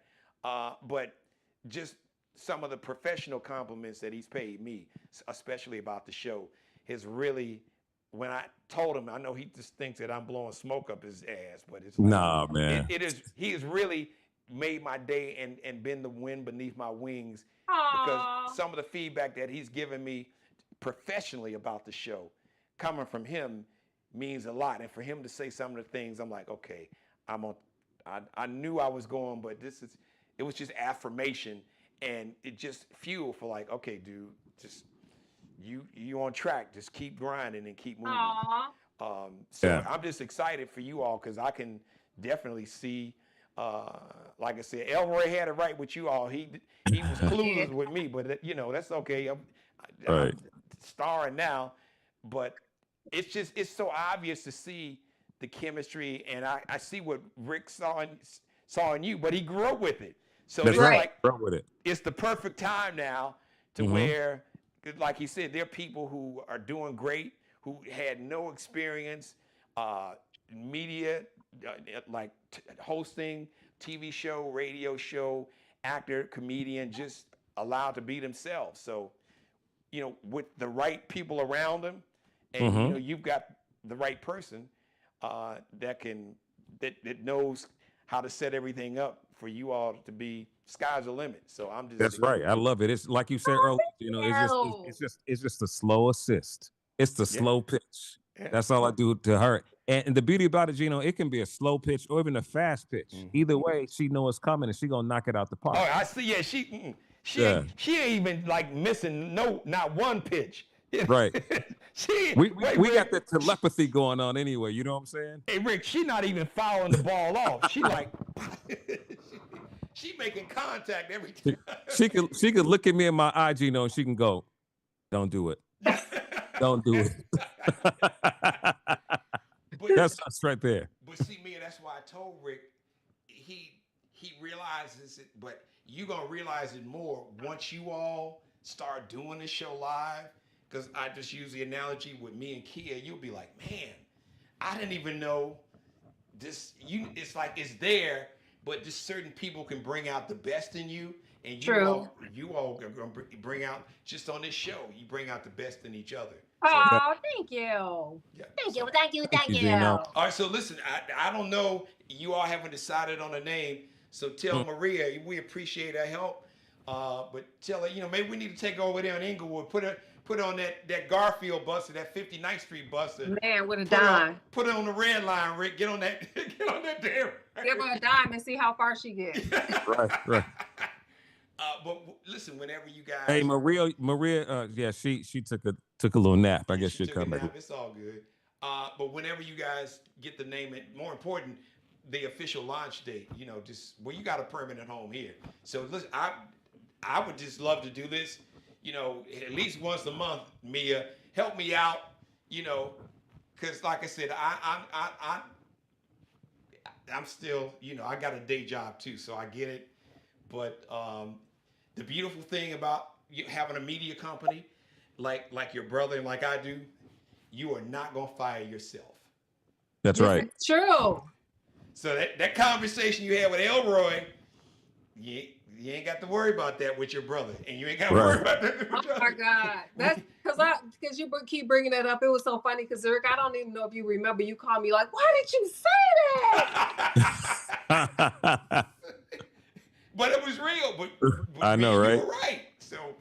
But now we can do our own thing, and it's good to know that we got another platform.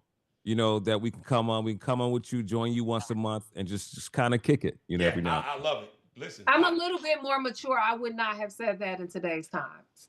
No. Oh, but you should. No, but you know what? Yeah. What you didn't realize is that's something that really needed to be said. Yeah. No. It needs to be said. It does. You need to say it more often on the podcast. Yeah, it does. And that's a whole nother show. I mean, just the way our business has evolved. I mean, Rick can tell you better than me. So it's. But you know what?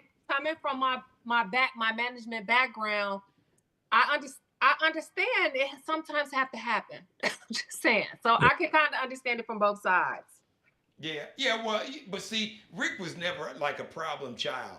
He wasn't a dude. He wasn't a dude that was showing up drunk or doing cocaine down in the car in the bathroom or having an orgy. Who was? Put on a long record and having an orgy. Wait, who was? Well, Geno, there were some times when I would put on a long record. Geno, you want to leave the names out? Okay. Yeah.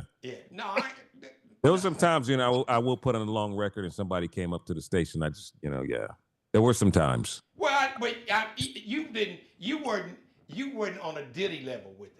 No, I wasn't a Diddy level. Yeah, no, see, me and their levels. I never even got invited to a party.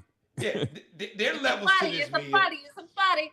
Right. Because I have a few stories I won't go into on camera. Yeah. We'll set up a part two. I may have two little studio stories, but nothing. Okay. But I never drank or smoke anyway, so I wasn't about doing the drugs. So what is this? Is this gonna be on a subscribe to Geno? Like the After Dark, like you got to pay a subscription fee to get those stories. Yeah. No, I mean not yet. I mean everything. Listen, this is full disclosure on my show, but it's just just because you can say it and do it doesn't mean that you have to Should. or should. That's You right. right. Yeah. And since my baby sister's watching and my mother's watching and Damaris is in the other room and Yeah. Allie may have come back from the gym, it's like, they kind of, Oh, Mama Mary, that stuff that I was talking about I was young, dumb, right. still chewing bubble gum. I don't do none of that stuff no Oh, more. listen, Rick, listen, my mother, she knows me, dude. So she already, my mother, she didn't. Geno said, so you going under that bus right with him. Yeah, that's a whole that's a whole different show. My pre-Damaris days. Right. That's a whole different conversation. All right, listen. So see me, Rick was worried about like y'all wasn't gonna have enough time to talk. I don't even know what cut time off it at is. 7:30, man. I was like, man, we ain't gonna have enough time because I know we can go. It's 8:12. Yeah. Now, if there's anything else It was about 7:12 my time. the show, or now for those who don't know, Rick is, like I said, he is one of the preeminent, not just radio talents, Black Radio Hall of Fame, but one of the preeminent voice actors of this generation, and he also teaches. So let's go ahead. Because I'm all about making sure that we as a culture and community make sure we support each other. For us, by us, we're all we got, but we're all we need. So ain't nobody gonna come save us. We understand post November 5th, so we good. We got this. Right. So I want to make sure that Rick has so you teach those who want to do voiceover, think that they gotta, because there's more than just having a good or great voice, or because you can articulate well. That is more to it. So Rick, why don't you talk about that and let people know if they're interested in, they hear commercial, movie trailers, and absolutely people say, "Oh, you got a good voice, man. You can make some money with it." So why don't you talk about the school? Is it a formal school, or you just do classes online? I'll let you talk about it. It's a virtual class. It's called the Rick Party Method, and I chose the name the Rick Party Method because that's how I learned. Right, my method was being repetitive with everything, like because I really understood it, because when someone would say something, I would go, "Huh? What'd you say? What'd you say? What'd you say?" So it was about, and I figured out, like in acting, there's the Meisner method, right? And the Meisner method is about repeating. It's about being repetitive, and that became a thing for me. And that's the way I teach. I teach as if people dealt with what I dealt with. People, if a person, I felt like everybody dealt with a learning disability, or maybe some people just couldn't retain information. So we repeated, and we know this in everything that we do in sports. If you keep shooting that jump shot, pretty soon it's just going to be seamless. You know what I'm saying? So that's what the Rick Party Method is about. And we teach people that, like you said, it's so much more than just having a great voice. It's about understanding how to be the purest version of yourself. A lot of people don't understand that when you use your voice today, just like with podcasts, the people that succeed are the people who are real, right? If you got all these lights and you got this microphone and a production, some of that works for some people, but we're so used to, as radio personalities, we're so used to putting out, we never allow people into our lives. And when you allow people into your life, they believe you. And that's what I try to teach people as students.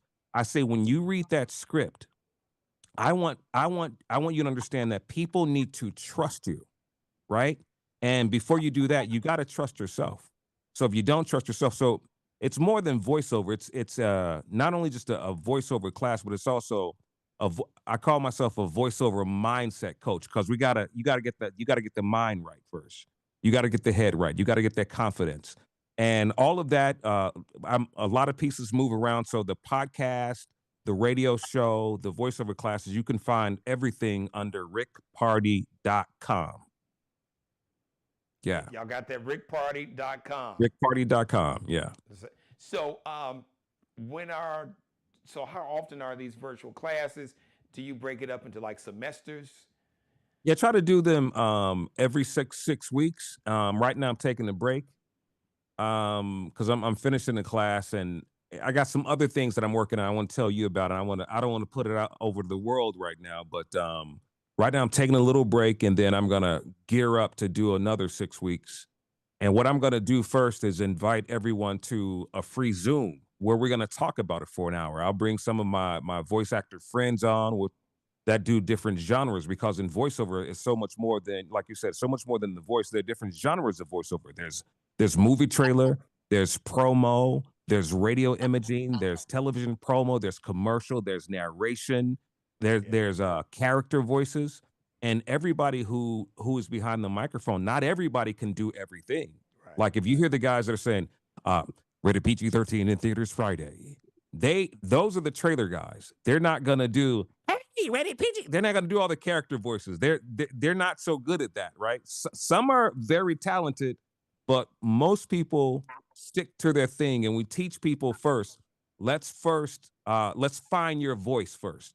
And once you find your voice, what you're really good at, let's concentrate on that, and let's get you to the professional level there. And once you put that in your little compartment, then you go and learn something else. So if you want to go learn character, you go learn that. And then voiceover it's just a journey. It's just a journey. It takes a minute if you're not serious to get into it. But a lot of people are fast tracked if their heart is in it. You know what I'm saying? And So to piggyback on what Rick was saying, listen, I'm not going to invoice everybody that's watching me live or whenever. And shout out, we got a lot of folks watching live. I'm looking over here. And I always say that nobody can beat, there's one thing that nobody on this planet, nobody, name the greatest of the greats from Oprah to Barack Obama to Michael Jordan, LeBron, Beyonce, Janet, you name it. There's one thing that none of them can beat you doing, and that is being the best version of you. that's right. Nobody.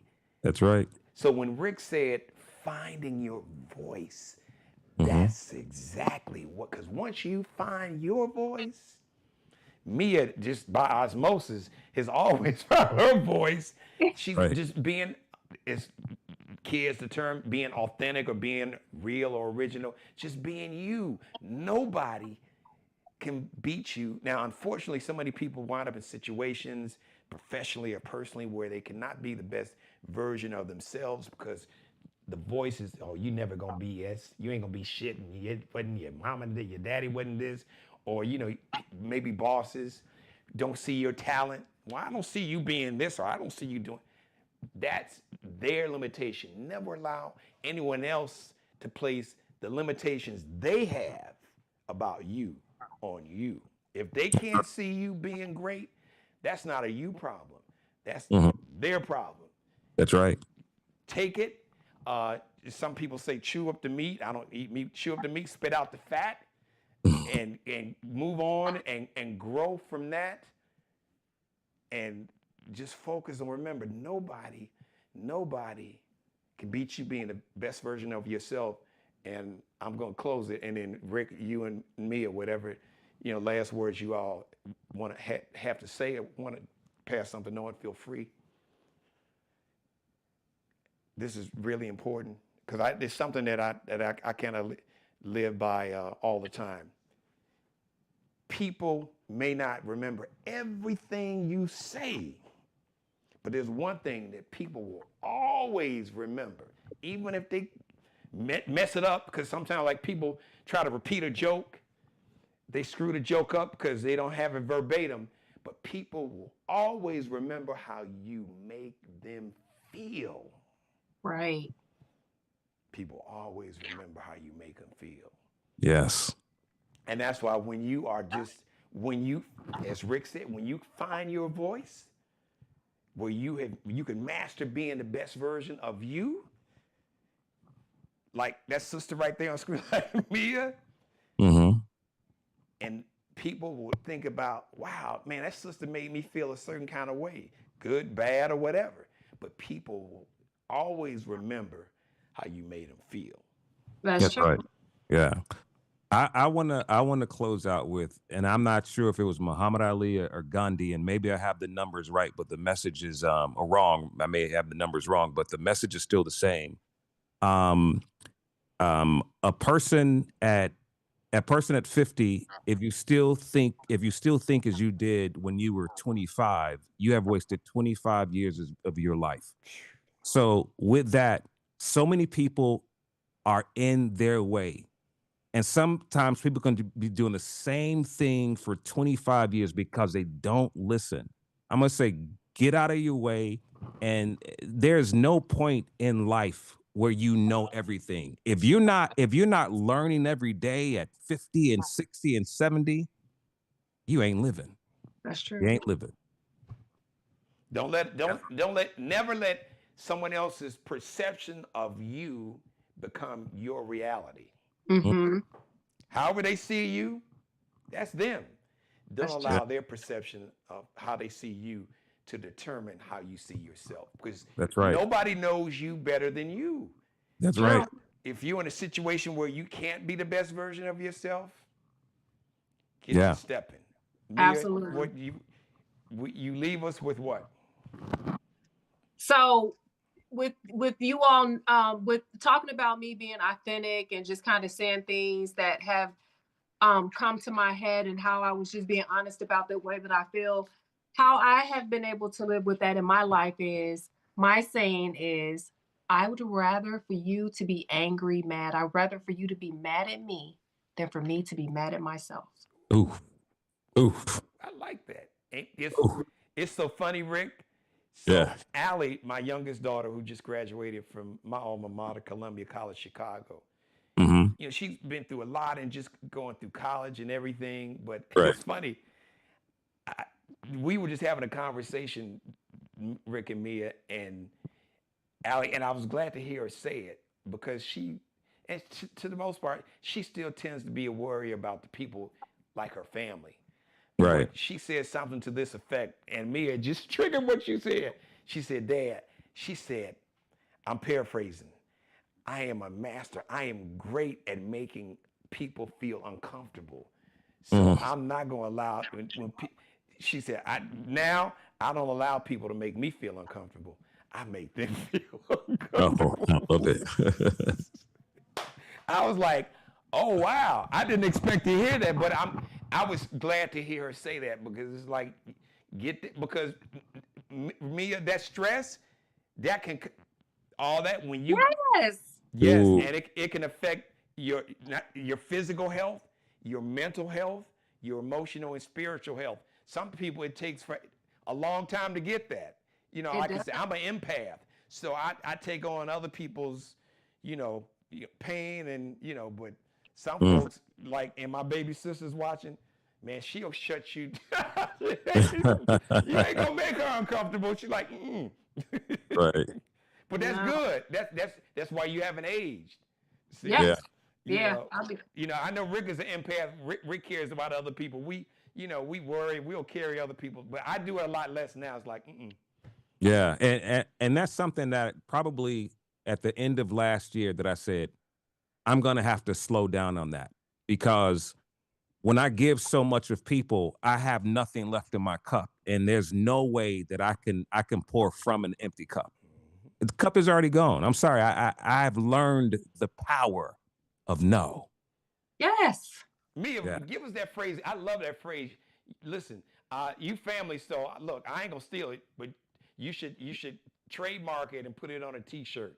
So, but what was it again? What's the phrase? I would rather you be mad at me than for me to be mad at myself. I love that.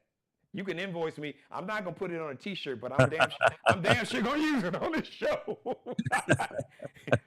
And I am so comfortable with that feeling. Yeah. I love that. And it's this, as simple as it sounds, Rick, that's so important.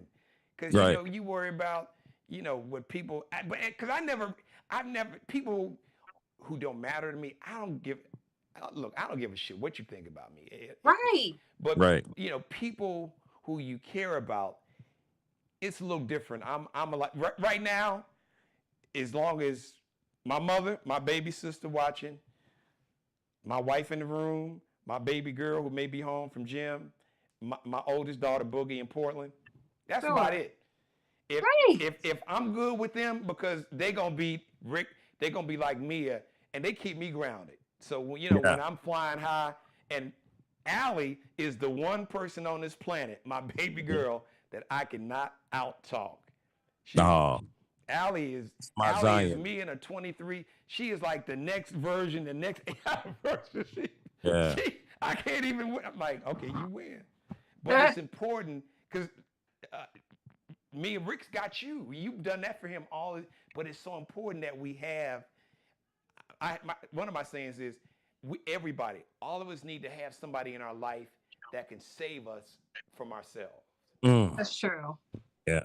And Mia's got that Angela Jones or Allie Jones or Damaris or even my mother. Because if it get too far, Yeah. trust me, even if I get too much for like Damaris or Allie, they'll be like, okay, Yeah. I'm gonna call mother because they know Reel what him it's back like. in. Reel him back in. Come on. Going back in. Yeah.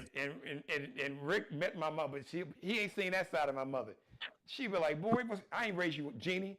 Now, look, you can walk up. You hear me talking, Right. Right. and I'm like, oh, when it's a certain tone, and I know you all's mom voice had, Rick. I'm sure when you heard that tone, Rick, you like, oh shit, oh boy, here I we can go. hear it. No. Yes. I still hear it. I still hear I it. still hear it. Yeah. Yep, Right. you do. You're like, all right, Rick, me. But come Gino, on. here's the thing. So now that Mama's, she's resting. Now I got Mia. So there's some things that I would tell my mom, but I forget that Mom is not really gone because now she's in Mia. Now I got to tell her. Like I had to tell. I called her today and I had to share something with her. I'm gonna share it here. I said I don't want you to judge me, but And what did I say? I said we listen, but we don't judge. Go ahead. yeah, and that was it. So I told her, and she was like, okay. I was like, That's good. That is, it it felt is good. priceless. It is a blessing, Yeah. Rick, to have somebody in your life like that, and me, and vice versa, is happy because I mean, don't y'all just watching? Don't get it twisted. Like Rick said, he's a lover and not a fighter, and you see Rick smiling, and he's got a relatively cool, calm demeanor. F Yeah. around and find out, messing with his sister. Yeah, all right. FIFO. You see the Inglewood side come out in FAFO. you, right? Yes. Don't F around and find out if you want to now. I'm just That's telling right. Trying to tell you. He'll be like, yo, G, we got to roll up on this punk ass. I'm like, okay, I Right. got you. All right, Now, let me get on listen, the Gene, I flight. said Yeah. people don't get it twisted. I did take karate and I did wrestle in high school. I am from Inglewood, so three of them things matter. Three of them things matter. That's right. You Yeah. don't want this smoke now. Don't start no stuff. Won't be no stuff. Yeah.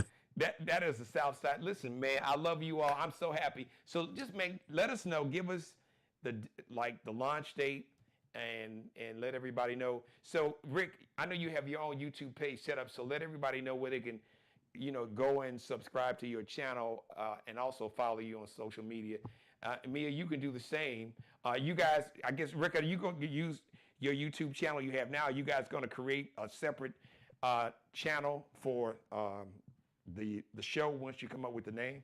Yeah. We're gonna create a separate channel, and for now, I got a couple pages, but my main page is Rick Party's Notebook, and in Rick Party's Notebook, you know how you can create playlists.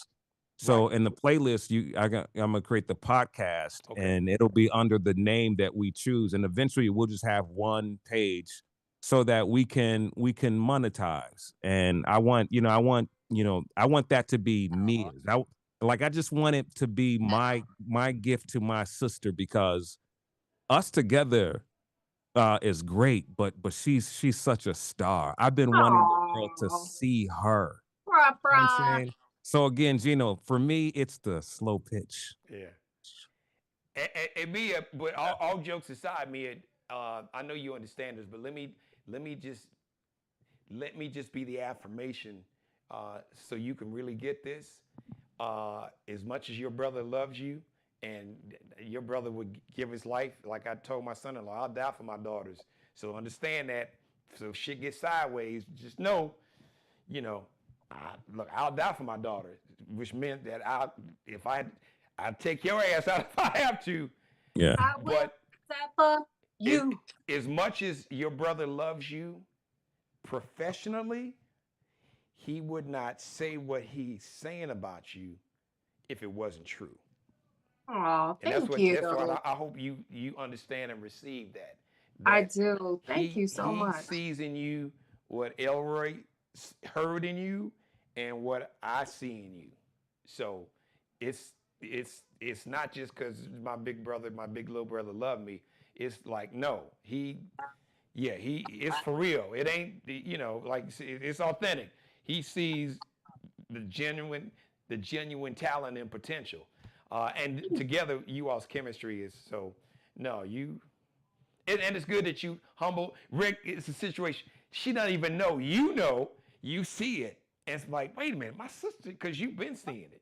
Yeah. She doesn't really know, like, that God just kind of blessed you with, the personality and just yourself, everything organically that makes you Mia, along with your life experiences, has just come together like the perfect storm. But Right. he sees that, and you all got other siblings, but they don't have what you have for this medium and for this assignment. So Yeah. I Oh, love that. thank you, Geno. I appreciate Really, that. really quick, I want to say this before we get out of here. Muhammad Ali, I love his quotes. He also said another quote, which is wonderful. You cannot be great if your heart is not pure. You are a great man. You are a pure man. You have loved me like a brother since I was a teenager. You have always poured into me when you probably had an empty cup yourself. I don't know. But you have always poured into me. You've always made time. Tonight, you are making time. Tonight, you are giving us a lunch pad, and you're giving us the love and the respect and all the things that we need to go on. So this is a day that will live forever. This is probably no, I'm not saying this is probably this is the day that we were birthed. Oh, Because this is it. And if it weren't for you and your greatness being the great man that you are, this wouldn't exist. Thank you for just being in my life, bro. This is Geno. We're talking about almost it's been 40 years, yeah, Geno. we This makes both the were, 40th year. we both were young, whippersnappers, as they Yeah. say. Listen, I appreciate it. And Rick knows that, I love this brother. I'm not ashamed that, because people I love, I tell them that. I don't have no hangups and no insecurities. But the way I look at this, Rick and Mia, is this is not even about me. I'm honored that God has chose me as a vessel. All I am is a vessel to, be a blessing to you all. And God is just, I'm glad he chose me to be a vessel to allow you all to kind of give the world a sneak peek and a sneak preview, like a trailer of what's to come. So I thank God for letting me be the vessel. Thank you, brother. you. Yeah, and it just brings out the best in me. So I'm like I said. So me, stay on it for me. I know he will, but once a month, we're gonna have a monthly segment where we just gonna vibe like this. Whatever people are talking about or not talking about and afraid to talk about it or need to talk about it, we'll do that. So I love it. That's a great idea. So we lift Dad up in prayer and speak on his healing and good health and everybody else. Happy New Year, you all. This has Happy been New Year. This is the 4th year. We're really going into the 5th calendar year because I started October 2024. But this is the 4th New Year's first show of a new year. This is the best one I've done by far, and that's because no, that's just real talk. No, that's because of you all. So that's why I at least got to with the numbers y'all helping me get. I at least got to have y'all on once a month. So Happy New Year. Happy New Year. Rick Party and Mia. I don't know what they're gonna call it. Mia Moore. They'll figure that out and they'll tell me, Rick, what's your YouTube channel, man? Oh, it's Rick Party's Notebook. Oh, so okay, on YouTube also. Okay. Yeah, Rick Party's Notebook. I know you're on Instagram. Yeah, at Rick Party's Notebook as well. But if you go to rickparty.com, everything is on there. So Okay. whatever we you decide on to name the Threads and channel. Blue Sky? I'm not on Threads. I don't mess around with that. What's Blue Sky? So Blue Sky is like when Twitter or X wasn't racist, when all the white nationalists and the Klan members weren't on Twitter or X. basically, all the folks that wanted to get away from that went to Blue Sky. Okay, I'm making a Blue Sky account right now. Yeah. So Okay. there you go. And you on TikTok, I know. Right, at Rick Party Live on TikTok. Right, but rickparty.com, you'll see everything, all of the social media. All right, Mia. So Mia, when do you fly out again? Oh, you tell her where they can find her too. Oh, tell us your social media. I told you to mention your social media stuff too. And Rick is gonna put it on his website because I'm one of those people that don't even know my Rick, help your Mia Moore _19. Mia Moore _19. That's Instagram. Yeah. I'm Mia J Moore on Facebook. And my TikTok, Mia. Just find her through Instagram and yes, she'll put it all in there. All right, Mia Modest. Listen, I don't even know the people. All these people that's following me. I'm like, well, let's ask them because I don't know how they. I don't even know. Well, the fortunate thing for you, Mia, your brother's an expert, so he gonna coach you up with that. So next time you come on, you'll have them all memorized. I have them all memorized because let me tell you, I was talking to one of our good friends, Marvin, and I was just like, well, I don't even know. He's like, he said, same thing like you said, Geno. He was like, you something else. Like, how do you? I said, I don't know. I don't. He's like, yeah, you. The genuine article. You know, like you go to the museum and say, now this is the original, this is the genuine article. And then they have the copies and the knockoffs. So, no, you are the genuine article. All right, Happy New Year. Have a great weekend. I love you, sis. I love you, Mia. I'm happy for you because you've always had that beautiful spirit since I've known you. Thank you. But I see what Rick saw, and you even on this episode that we've done, you just bring out the best in Rick, and he deserves it because Rick has poured into a lot of people too. He has. So, and thank you. There's going to be a part of Rick Party. Now, this is somebody that's already in like the Black Radio Hall of Fame, and like I said, one of the most acclaimed voice actors of this generation. But there's a part of Rick that's about to pop that he doesn't even know because you are the one person on this planet, Mia, that can bring it out. that little button, that little nerve, for good, for better, for worse, you know exactly where it's at. You know? And as Rick said, you don't even have to say anything. You can just give him that certain look like.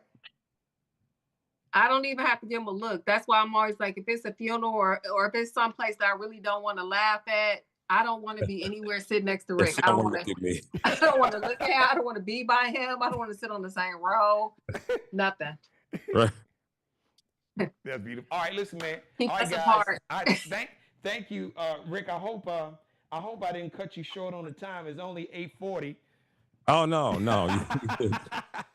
Oh no. See, no. To me, that's that Taurus guy still got a little petty in us. Right. Y'all both Tauruses. That's right. No, that's right. But Rick's April Taurus. Yeah. And I'm May 20th. So, yeah. Right. So it's all good. All right, Rick, man, I love you. I'm so excited, man. I'm excited. Like I'm launching a new show because I know how special it's gonna be. So yes, sir. Just man, thank you all for helping me kick off the first show of my new year. So we'll see you guys in a month. So in a month, Mia, it's gonna be around Valentine's. So maybe you're gonna have some tips, some Valentine tips. I can definitely do that. Okay. See, Rick, the cop, she's like, I can definitely do that. Like, wasn't no hesitation.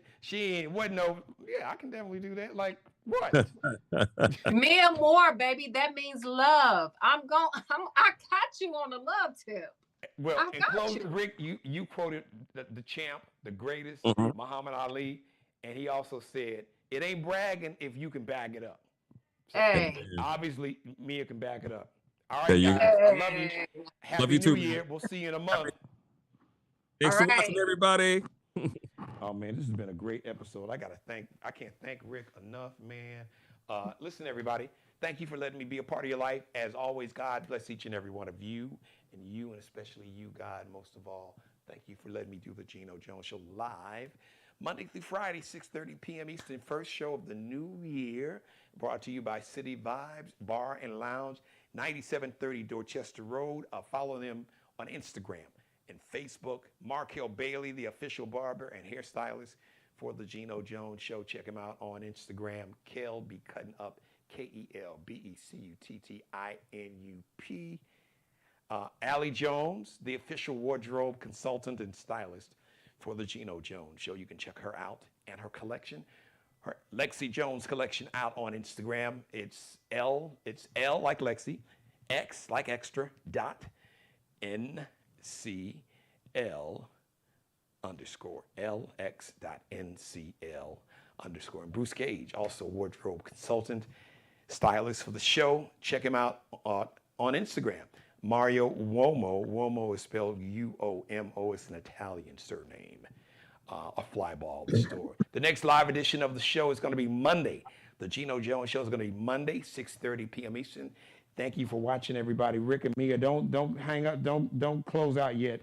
I'm going to come back and talk to you all. I am signing off, and we'll see everybody live Monday, 6:30 p.m. Eastern. I'll holla. Subscribe and tune in to the next episode of The Geno Jones Show, exclusively right here on YouTube.